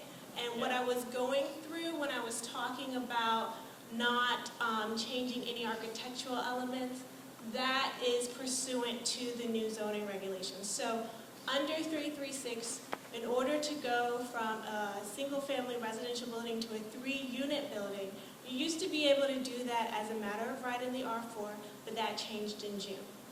And I would like to say, and I do want to hear what Commissioner Frost has to say, but before that I'll say, considering how much time was put in by so many people in the community with zoning case 1411, considering how many row houses have been destroyed in our community, and most of them were the houses built by Minnow and Shannon, which this one is one.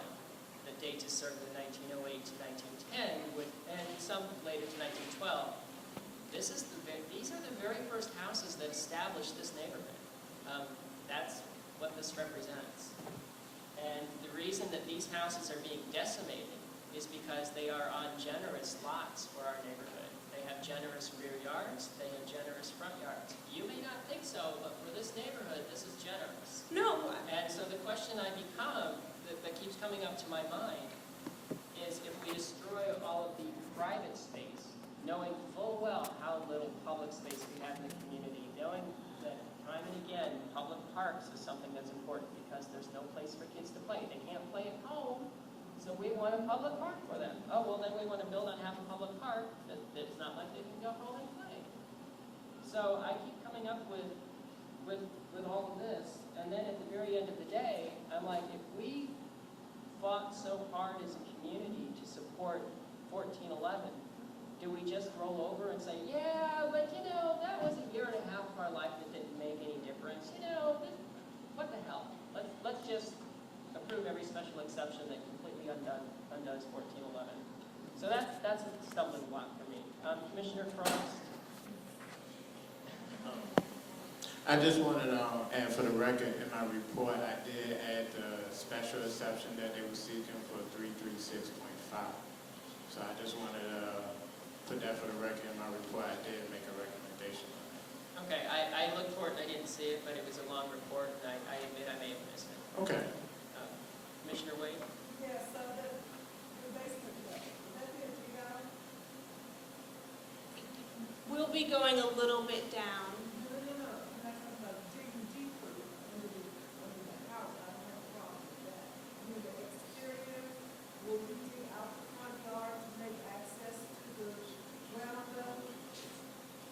Yeah, I mean, you're going to have a front, if you look at the plans, because of the zoning changes, before you could go up higher, and it would have been 1, 2, and 3. The first unit would have been on the first floor, the second on the second, but now to do the 3, it'd have to be a lower level, so you'll have a front end. You'll see in the plans that there is an entrance for unit number 1. I think that's what you're asking. Is it going to be number 1 going to be on a lower level? And it will be.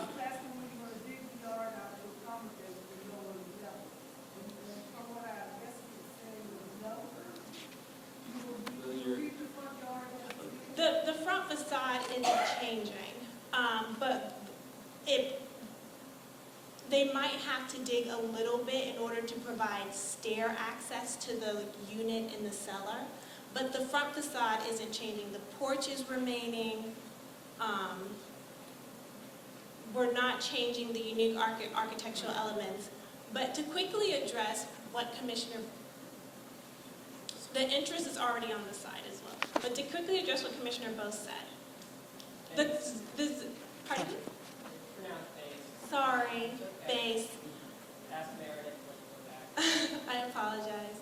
The zoning commission did listen to the concerns of the community, and they determined that this type of conversion was permissible under a special exception, which has a lower standard of review than a variance.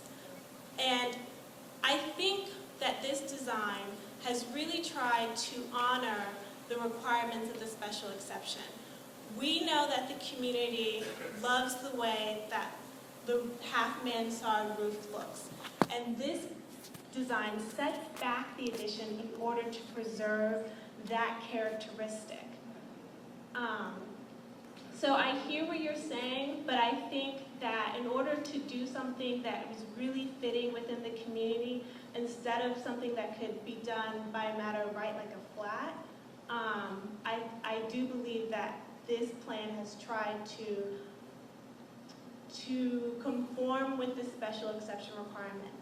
So the zoning commission didn't prohibit 3 units. They just said that if you want to do 3 units, these are the standards that you have to comply with. And we comply with them except for the 900-foot per unit requirement because we are 9 feet short. And if our eastern property line was perpendicular with Park, we would gain over 500 square feet of land area. But because the property narrows from 29 feet in the front to 19 in the back, we lose a lot of square footage. So that's why we're 9 feet short, and we have to request a variance from that. Are there any questions from other commissioners? I have one question, and then I'm going to take some questions from community members. One thing that's been particularly egregious to me in these conversions, so I just want to know what you're planning to do, is I've seen a number of instances where people they don't want to absorb the cost of digging out the basement. And so what they do is they raise the floor from the first floor and the second floor, and nothing aligns with the windows anymore. And I got to tell you, it looks like crap. So are you planning to maintain the levels where the floors are? And, yes. Okay. Yes. Thank you. It is 30 feet, 0.9 inches, but with the parapet, the height goes to 30 feet. Oh. It's about 9 feet, about 9 feet. Okay. I don't, did you have a question? I'll take a question from Commissioner Gwen, then I'll go to David. Have you spoken with the adjacent neighbors, and what are their sentiments? Do you have support letters from them? I do not have support letters from them. I do believe, I'm not positive, but I do believe my client has spoken to them. We've really been communicating through Commissioner Holmes. We met with him back in September, and we've been working through him. And I do know that they requested, or he informed us that they requested that during the construction process, we keep the site clean. And so we have agreed to remove construction materials through the alley and not off of Park Road. And I know that Commissioner Frost and him both gave us the names to the DC Rodent Control Manager so that during construction we don't disrupt the community.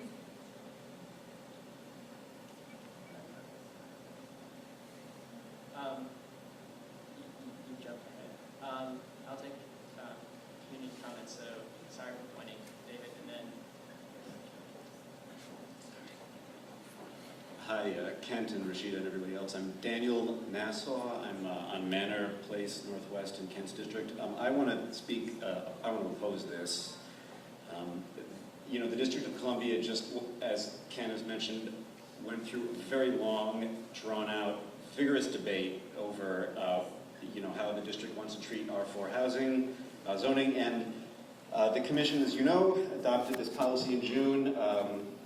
Made the text amendment to protect the character of row house neighborhoods by requiring the height and scale of structures to be consistent with the existing pattern. Upward and outward extension of row houses which compromise their design and scale should be discouraged. This ANC passed a resolution in support of that text amendment. You know, Ken said it, I don't see why you should now betray your own resolution and take the first special exception. There's plenty of, you know, slack in the neighborhood. There's a lot of inventory out there. You know, I know during the 1411 debate, this issue of affordable housing came up. That's, you know, that's a canard. It's a red herring. I mean, I looked and no, and you know, this is not. You know, that was not mentioned, but it's not a solution either. So I oppose, and I'd ask you to oppose this. Thank you. Judy, did you? Yeah, I did. I think my property. Stand up, please. I think my property is the alley. I live on 6th Street, 6th and Lisbon, back in the condo.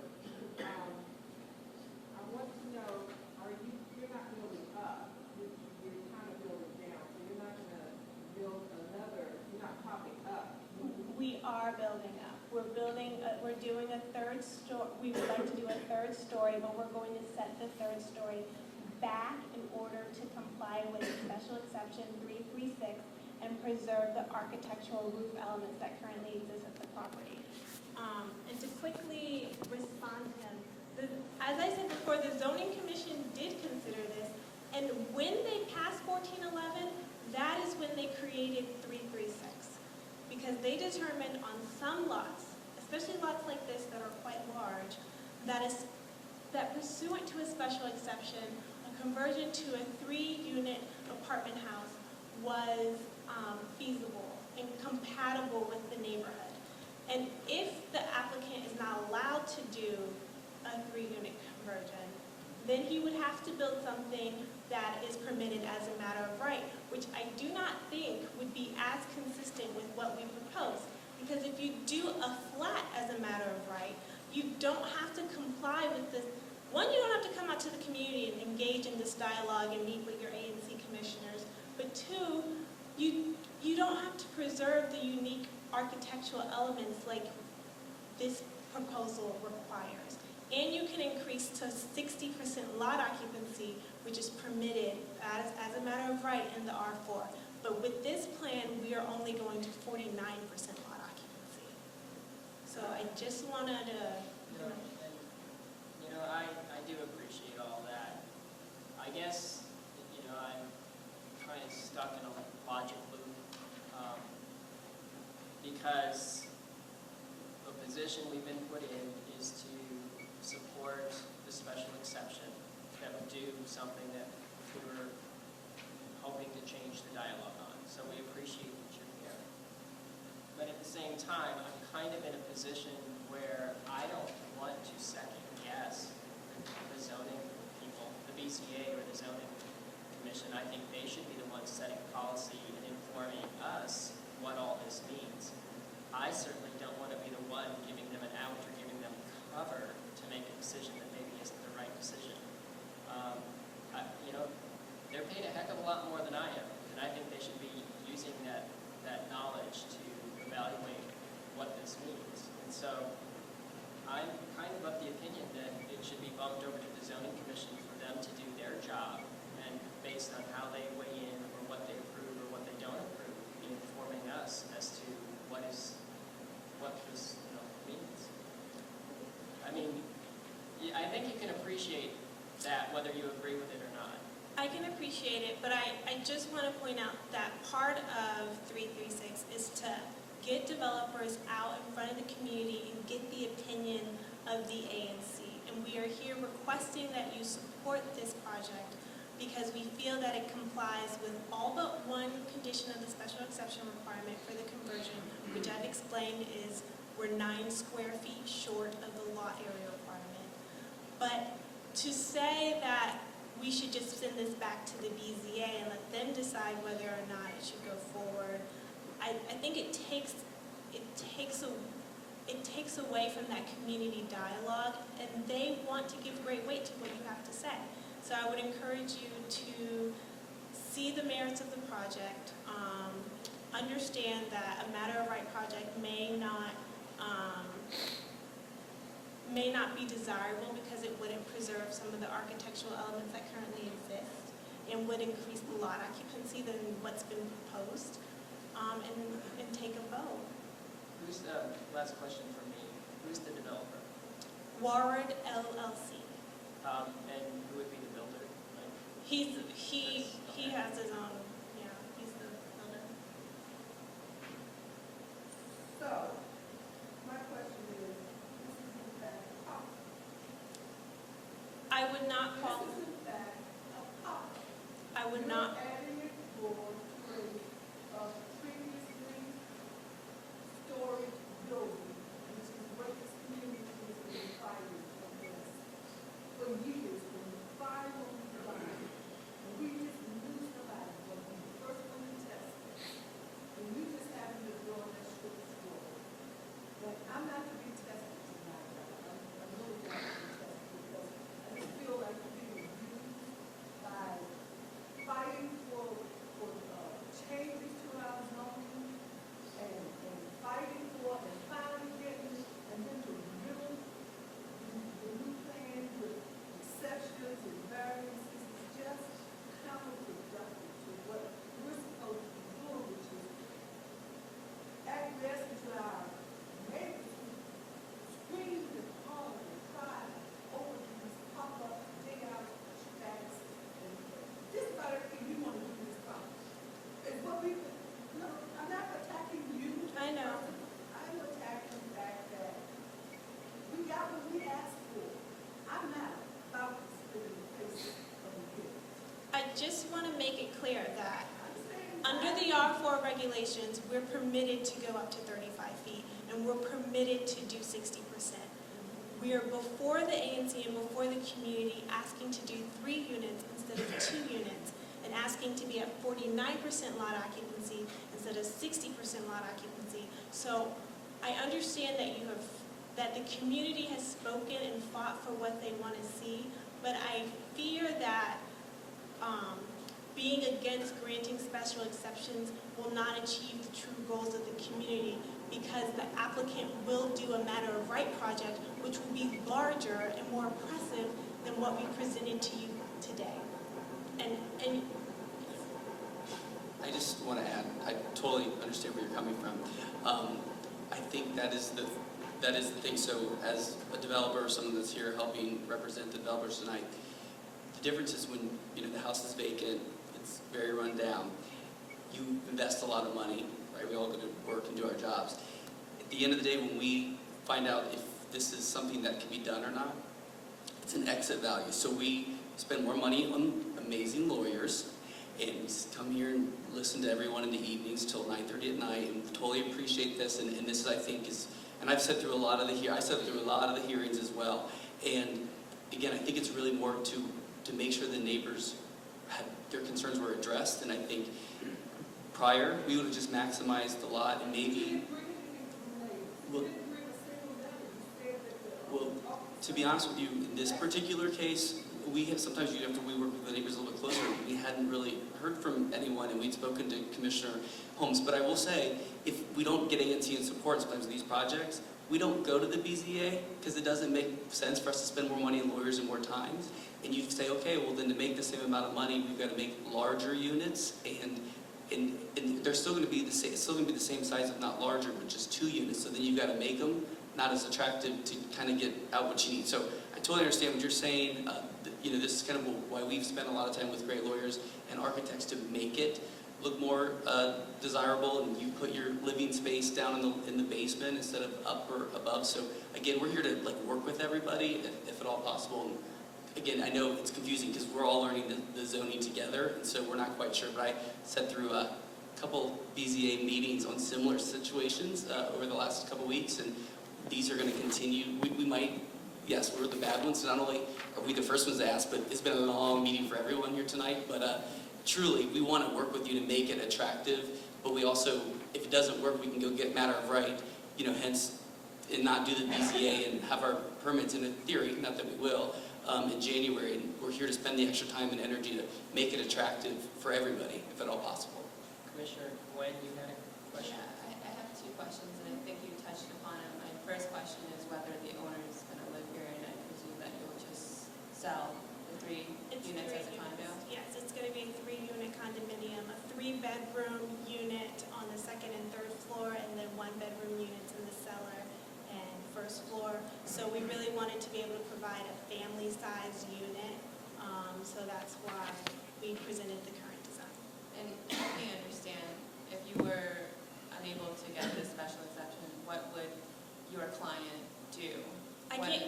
What is the alternative? I cannot say what he will do. I can say what is permitted as a matter of right in the R4 zoning district, which is a height of 35 feet. A lot occupancy is 60%. What does that mean? Well, if you look at the plans, we're proposing a very minor 10-foot addition in the back. That's at 49% lot occupancy. 60% lot occupancy would probably be another 10 feet or 15 feet, and they would still be able to go up to 35 feet in height. I know time is far spent. This is what the zoning commission envisioned, I think, when they passed 14-11, is for this dialogue and for this feedback. And so I really appreciate that everyone is still here and that you guys are very actively involved in this case. Yeah, but I can also tell you that this isn't what the Office of Planning envisioned when they proposed the text, because what you have is you've gotten a hold of one of the houses that's one of the shortest houses, the least tall houses. I mean, the oldest houses in our neighborhood are very short. I live in a house built 6 years, actually 10 years later, and I know that I can't build on top of it because it's 35 already, and it wouldn't make any sense. In fact, I know many of the houses in the northern end of our neighborhood are very generous. Converting the attic space would be extremely easy with no addition of height. So this is just a confluence of the oldest section of the neighborhood that was the most modest, because at the time they didn't know if the houses would sell. So I guess the question I have to you is, and it's going to be riddled with statements, but why would it be unworkable to have a 2-unit building with the 1st and 2nd floor being 1 unit and then an English basement, which is very typical in the neighborhood and works very well, with regards to the whole notion of trying to be sensitive here, but if you don't get what you need here, then we're just going to be shafted. That doesn't really sit too well with me, because it's like, oh, but we can do this and it's going to be ugly and you'll be sorry. That really doesn't win me over very well. And the whole notion that this is an empty house that's vacant and dilapidated. I moved into a house that was vacant for 5 years. I lived like I was in Appalachia for several years, the way I did my water. So I get it, but I also get that that's an entryway for people who are willing to put in sweat equity to move into a community that otherwise they're priced out of. So I will try and address your questions. I cannot say why is my client not doing the alternative, but what I can say is, in order to provide a 3-bedroom unit at a time when many projects only have 1 bedrooms or studios, we needed the additional height. Otherwise, you really wouldn't be able to get a family-sized unit in this home. Your second question was... Well, you've alluded a couple of times that if this special exception isn't supported based on everything you're allowed to do by right, then everything that might be nice about this home is at risk, and there'd be no dialogue, and essentially the heck with us. No, it's not the heck with the ANC or the community. I mean, we really... That's how it came across to me. I apologize if it came across that way, but I do want the community to be aware of what the goals of 14-11 were, what the goals of 336 are, and what the zoning, and what... We worked on those goals. You were reading them. We thought developed them. And you're looking at it from outside. And you're seeing something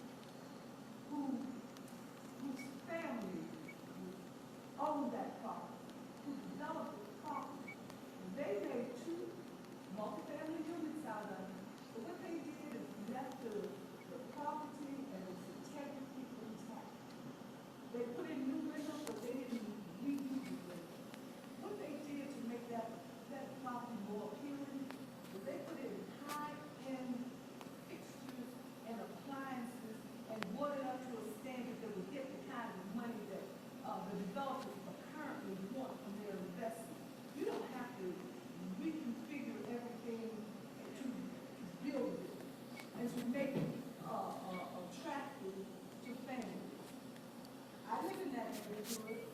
I don't miss traffic with families. We get offers for them all the time. They don't want to live in our home. They want to develop it and make 3 and 4 units out of it. So I say to you, it's not just. And when you come before any other commission, really kind of work you can, please don't diminish it, not say just. I know you didn't maybe mean it that way.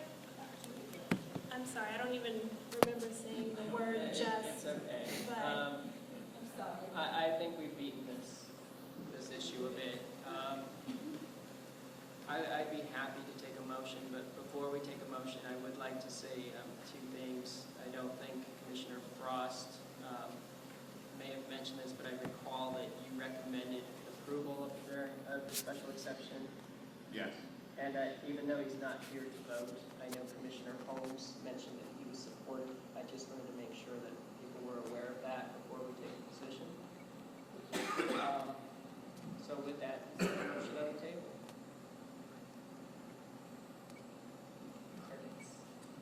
A motion to move BZA application 19119 in support of that special exception and the variances they seek. Second. Okay, so there is a motion to support the special exception, which has been seconded. The motion was made by Commissioner Frost. I'm going to say by show of hands, all those in support, raise your hand. That's 2. Okay, all those opposed? That's 5. All those abstaining? 1. Okay, so the motion fails. 2 in favor, 5 against, and 1 abstention. thank you. I know it's very late. I really do appreciate you guys taking the time. Oh, no, and I appreciate what you're trying to do. I don't know how this will play out, but what I would like to emphasize, which is very, very, very important to the community, is that whatever the end result is, let it be architecturally compatible as much as possible. That's what Respect we the were trying community. to I know what you're trying to do, but That was- we've seen some interesting solutions that aren't solutions, as I mentioned. Everyone, I guess the message, if I could broadcast this across the city, is I know it costs a little bit more to do it right the first time, but you also get that money out when you sell it. So it's not an additional cost. But that is, we've seen so many people go cheap time again, that it's like the community is boxing without headgear and gloves, and we're on the ropes. And so just please understand that, so that however this ends up, please try to be as sensitive to the architecture as possible, and everything's going to be as good as possible. That's the only thing I can say. I will relay that to my client, and I just wanted to say that that was the goal with this plan, was to preserve the unique architectural elements that currently exist at the property. And since a matter of right does not require that preservation, I don't know what will happen, but I will definitely relay the message, and I completely understand. Okay. Have a good night. You too. Is there anyone here tonight from 525 Park Road? Awesome. We'll move on to the special exception for 19148, 525 Park Road. This is an existing 12-unit building, I recall, that will be redeveloped into a 12-unit building. Yes. Good evening, Mayor. Good morning, maybe. I'm not quite sure. No, it's It's getting there. It's getting there. For someone who's in help us get there. For someone who's in the construction industry, I wake up early, so it's just sort of, this is my bedtime. My name is Joe Boudreau, and I'm the principal of Landmark Construction Development, and we're the firm that's responsible for the construction at 525 Park. And I'm here with Michael Cross, who is the principal of Michael Cross Design, and Jennifer Burks, who is with Michael Cross as well. Just one clarification real quickly. Here in the agenda, it's not quite right. That may have been our mistake. But in the agenda, it says special exception for the expansion of an existing residential building into a 12-unit apartment building. That is not correct. There is a 12-unit apartment building there now. So we're not expanding into a 12-unit. This building exists. So I'll just give you a real quick background on the building. The building was converted from a single-family home sometime in the 60s. It's existed there as a 12-unit building. It was rented out as apartments. It was in a Veterans Administration program for some time. And it was acquired by the previous owner just not too long ago for a pretty exorbitant price, and he just found he wasn't able to maintain the building. The Veterans Administration program pulled out, actually, so they lost that, and we're only 4 residents in the building, and as you can see from the photos, the building has been a bit of an eyesore. And just to give you a sort of place of location, we were talking about Park Morton earlier. This is sort of halfway in between the block from Park Morton to Warder, and there's a sort of odd curve on Park Road as you go around, and it sits sort of right there in the corner.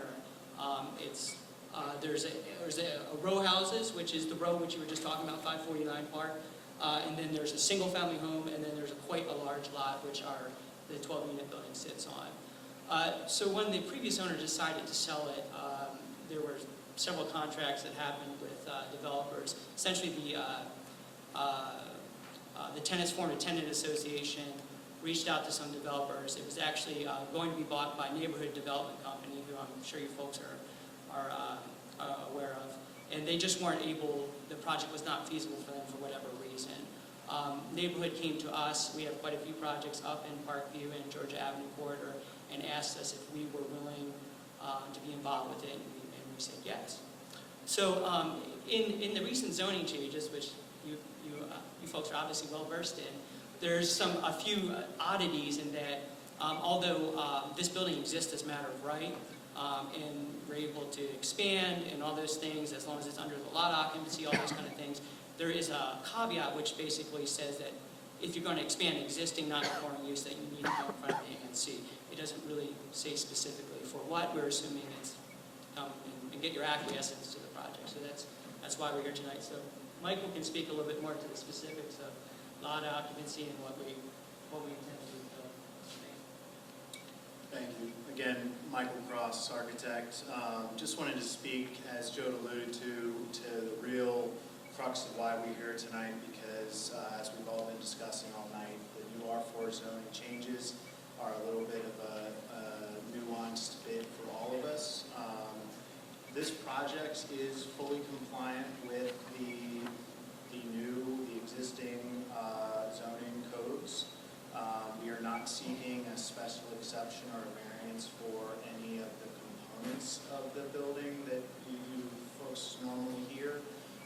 We are seeking a special exception clearly because we are doing an expansion of any sort to this existing non-conforming use, a previously converted building prior to June of this year when the new code was enacted. You'll find in your packet that we have met with the zoning administrator, Matthew Brandt, and he's provided us a zoning determination letter. The only component that is not compliant with the current zoning codes is a side yard setback, and it's within his minor flex capabilities that he can handle without a special exception.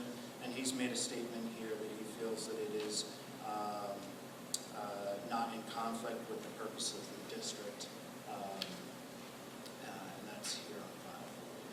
I'm going to turn it over to Jennifer Burks, who's the head architect of the project, and speak a little bit to the design that you have in front of you. So the design is to keep the existing 12 units. We are increasing the size of the 12 units just by adding on to the front and to the rear of the building. We are not going over the height that is allowed as a matter of right for the zone. So we will stay at under 35 feet. The existing apartment house has a gable roof. The top floor, a gable roof, and the ridge is higher than 35 feet. Our new roof, it will be a flat roof.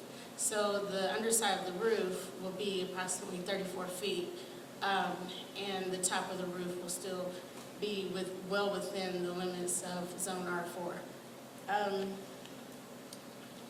As far as setbacks, we are staying within the setbacks allowed. We are staying 6 feet inside of the building restriction line, excuse me. We are also staying within our rear setback, which I believe 50 feet is, we're proposing a rear setback of 20 feet. And our side yards are also compliant with the exception of the 8-foot, which is existing.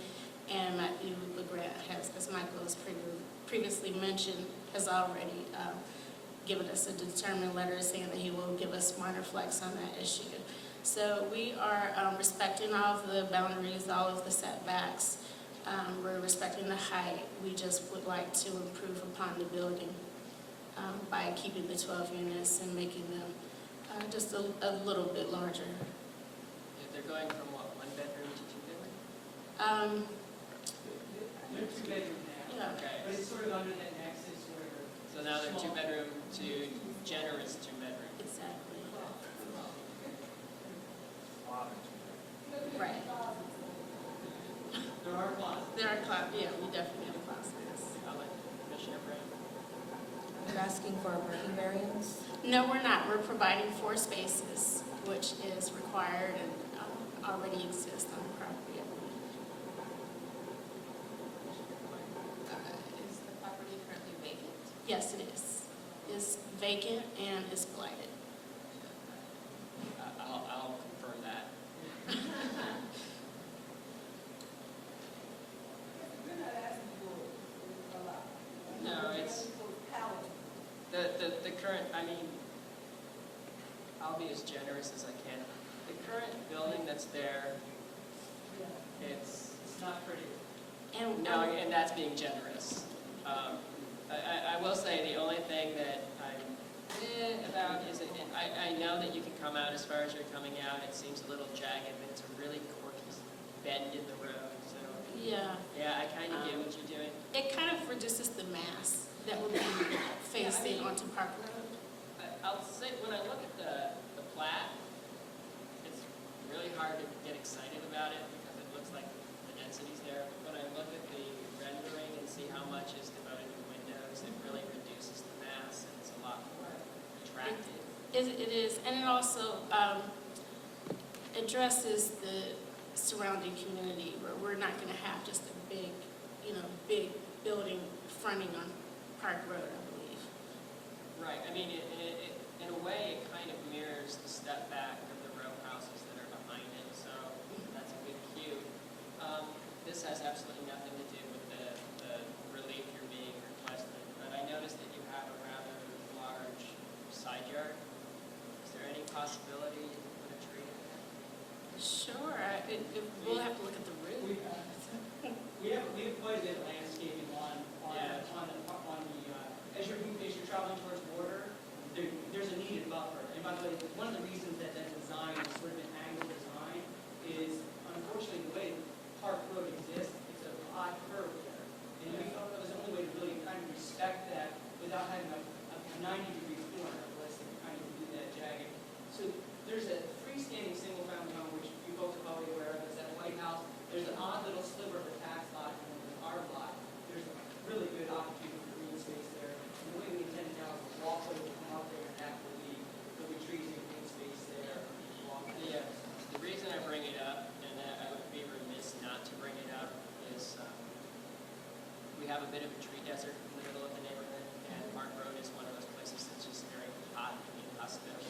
So, well, there's a yeah, it was built with no tree boxes. And the sidewalks are always on the street, so if there's anything you can do to help make that more attractive, your building more attractive and the community more attractive, I would just say thank you. Well, fortunately, I spoke to the neighbors were hard to get in touch with. They seemed reluctant to come out of their houses, but which Bobby Holmes invited.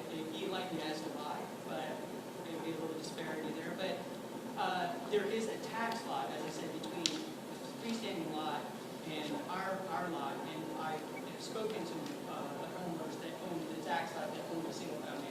That could never be built on. So that's a prime opportunity for us as an adjacent property owner, as we usually try to reach out do something with them. I would think that prime opportunity there for trees. They can never build on it.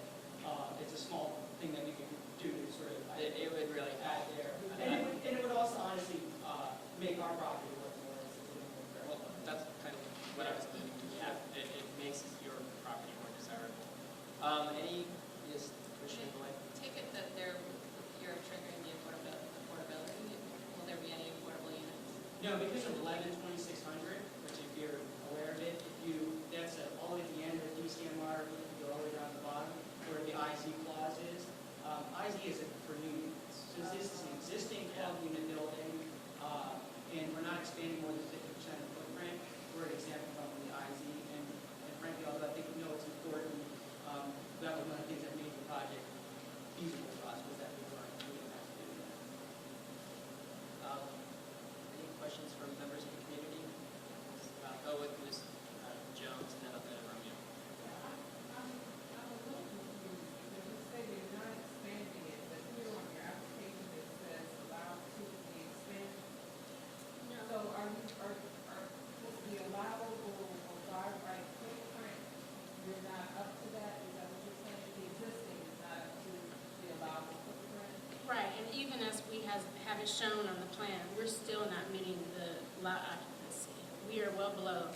60% is allowed, and we are going to 49%. We're not expanding without necessity. Right. Okay, so what's the expansion? The front of the building will have an addition, and the rear will have an addition. However, with these additions, we're still keeping the 12 units, and we are not expanding above the lot occupancy that's required for this.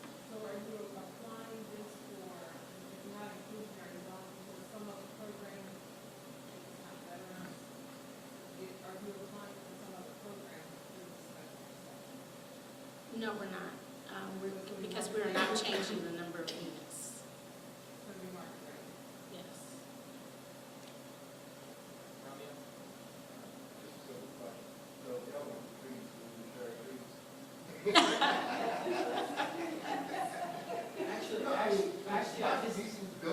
Actually, I did a development in Columbia Heights recently that was featured on Popville. It was one of the houses of the day. It was a little bit more modern. I'm actually a little bit more of a traditional sort of guy when it comes to architecture, but it was really well received, and it had a beautiful cherry tree out front, which we fought to keep all during the construction. And I'm telling you, it sold the house. It sold. It was trying to, but it did. It sold. I agree.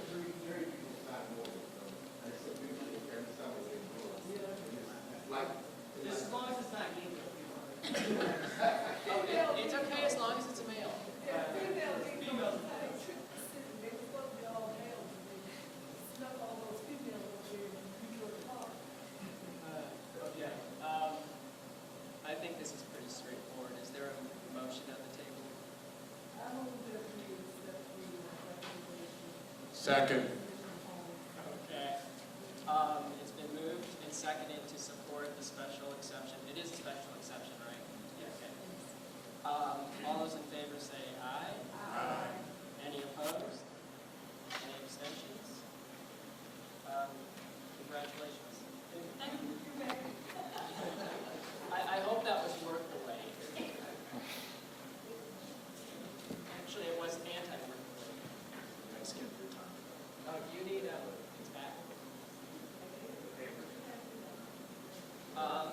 We have two more things on the agenda. The next one is the grant request for the Georgia Avenue Lamont Community Safety Task Force, which is a mouthful.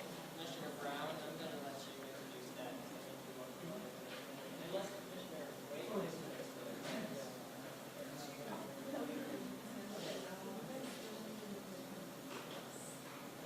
Eager to answer any questions.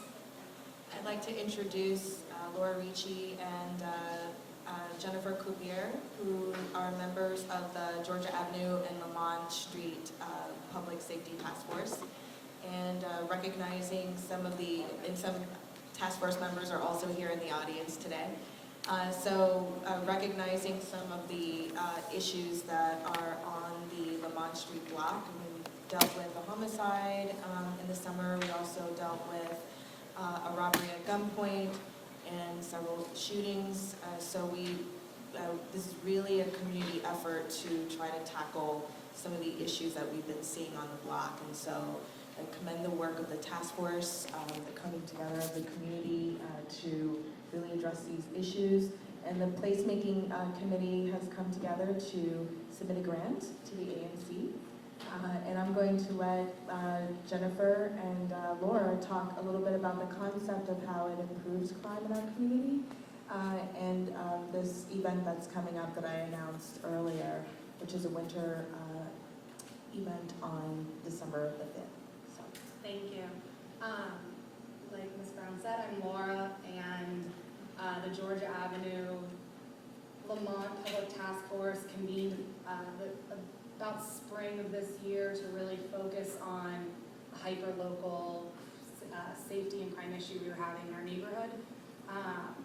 We have done a bunch of stuff, including working with the police, getting surveillance cameras, some of the more typical crime and safety things, but one of the big outcomes of this group has been an effort to create placemaking activities to help engage with the community, connect our neighbors, and bring positive, high visibility, positive events and experiences to that specific area. So in that vein, we've partnered with the Georgia Avenue Development Task Force, which I'm sure you're all familiar with, and many members are here today, to put on an event December 5th. We have harnessed community assets to do this event. We'll have performers, local vendors, artisans. We have an art and craft corner for kids. We'll have Christmas tree sales, entertainment, and tabling of services, including city's health services. What are the other community services? The DC Department of Aging, the behavioral health, employment services. So we want to make sure to bring those into the neighborhood so people know what's available, and then also have some of the great performers and artists, and we're really wanting to try to encourage businesses on Georgia Avenue. So we have local restaurants that are selling their food and providing coupons so that people can hopefully go back to their restaurants. And we should also acknowledge that one of the reasons why we decided to do this event is it's in a vacant property. So it's one of the biggest vacant properties on Georgia Avenue right now, which is the Old Murray's at the corner of Morton and Georgia Avenue. And we've been working cooperatively and actually very much because of the support that we received from ANC representatives to reach out to the Zuckerman partners who own that building now. And they are making that a space available to us. They're resurfacing the floor, they're painting the walls, they're redoing the ceilings, they're making sure the lights will turn on, and opening up the space for the community. So this is really a test for all of us together to see if we can have these kind of cooperative efforts that are meaningful for families and for the neighborhood. And we're inviting our elected officials, and we're inviting, we're on the mayor's calendar, we don't know who else is coming, but basically, yeah, we're very thankful for the support that we received from the Councilwoman's office for Ward 1.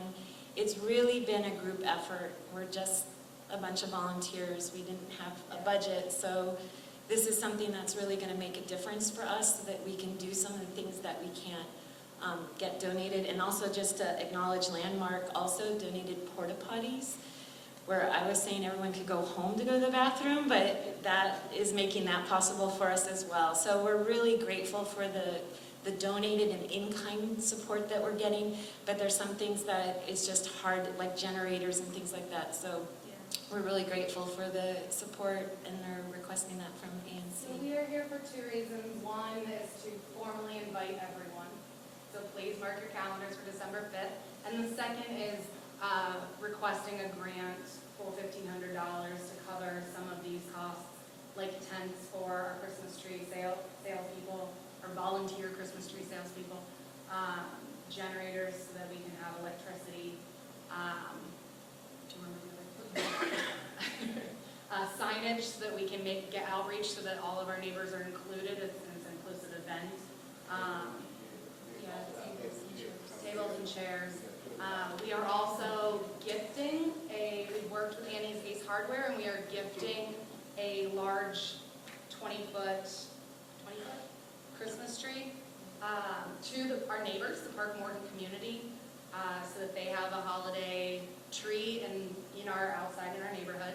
And so that is actually included in our grant request as well. So we really do support, we already really appreciate the support the community's provided so far, and we would really appreciate the ANC Commission's support in this manner. I only have one question, the tree for Park Morton, because I'm looking at what you've identified the money you've requested for. It's an outdoor tree, right? Yes. And in the little cul-de-sac? Yeah. Okay. Just wanted to Yep. understand. My question was with respect to the power generator. That costs $400. Is that per generator? No, together. Are there any other questions? Commissioner Moore? What's your overall budget for this event? Our overall budget will be, right now, we have a planning committee that I left to come here to, but our overall budget is probably about $3,000, I think. We don't That really is know not- because we're trying to get as much as we can donated in kind. Yeah, so So- 3,000 not including what we are, we're doing all of this without funding. So that's 3,000, but we've been getting sponsors. I think I marked on the budget, some of the sponsors that have already shown interest and some of the items that have already been offered that we're still, although at this point actually, some of that has already been committed. When I submitted, we were still working on those commitments. So I can actually go over those if you want, but we are harnessing our community power here to get this done. Is there questions? Sure. Well, I read this committee that earlier this week, and it is our recommendation that we do approve the grant in the amount of $1,500 that we would like to identify those items which we feel the commission can legally cover. So, I make a motion to identify or identify items. I would identify it as So the items that we have identified that the commission could legally cover is the rental of 2 tents at the cost of $500. The purchase of 1 large tree for $400 that would be put for the outside because you can't get for one person. The signage and printing budget of $200. 2 power generators for $400. That would bring the total to $1,500. All right. So I move that, based on the recommendation of the grants committee, that we approve the grant request for the holiday winter event, $1,500.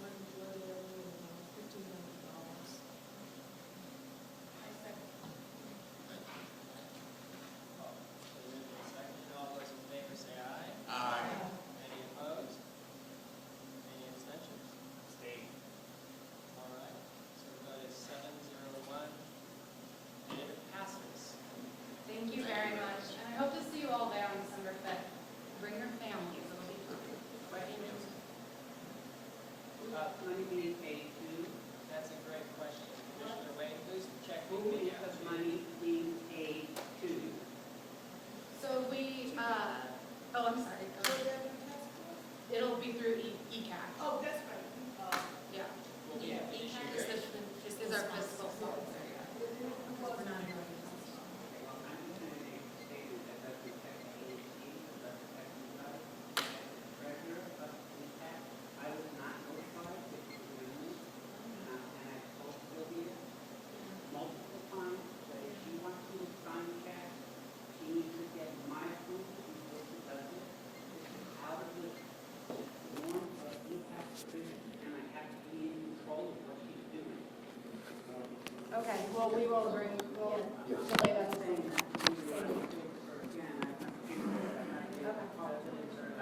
Yeah, we can take that off.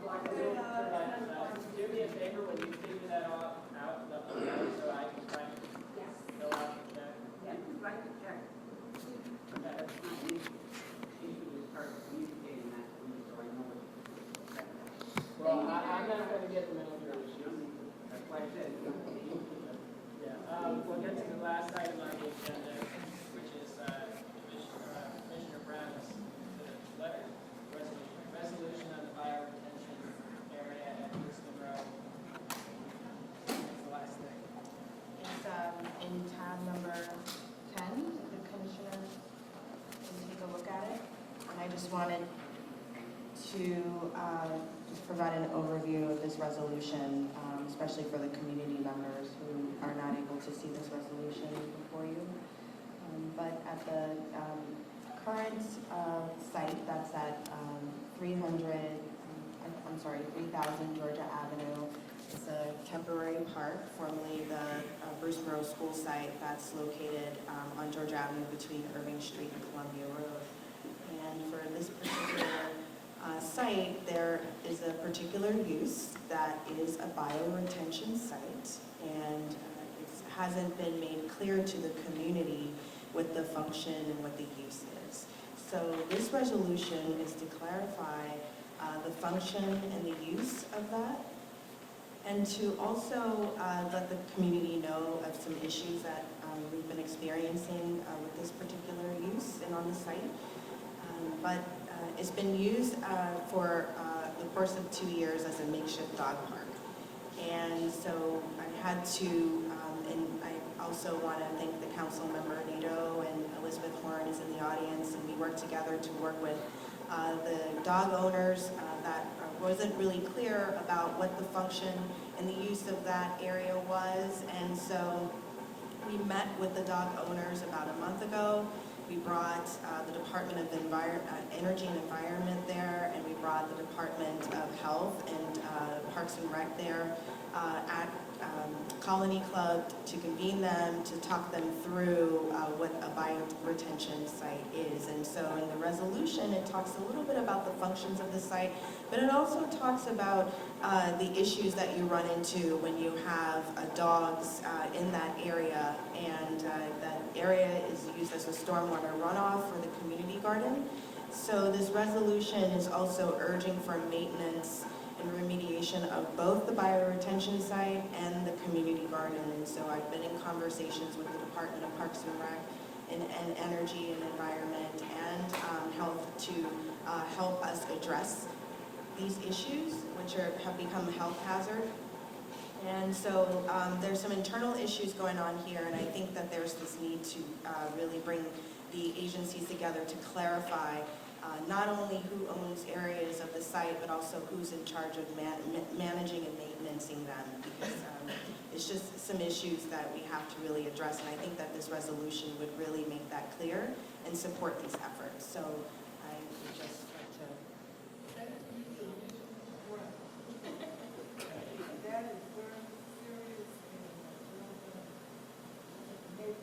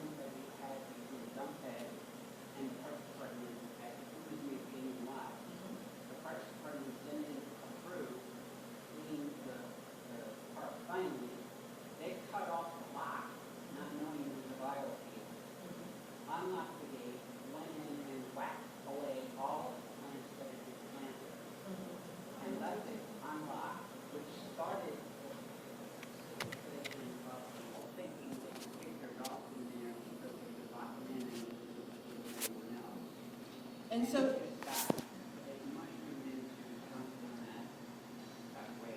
and I just want to share with the community that the resolution not only codifies some of the existing laws around dog park rules and regulations, but it also emphasizes the trespassing laws as well on public property.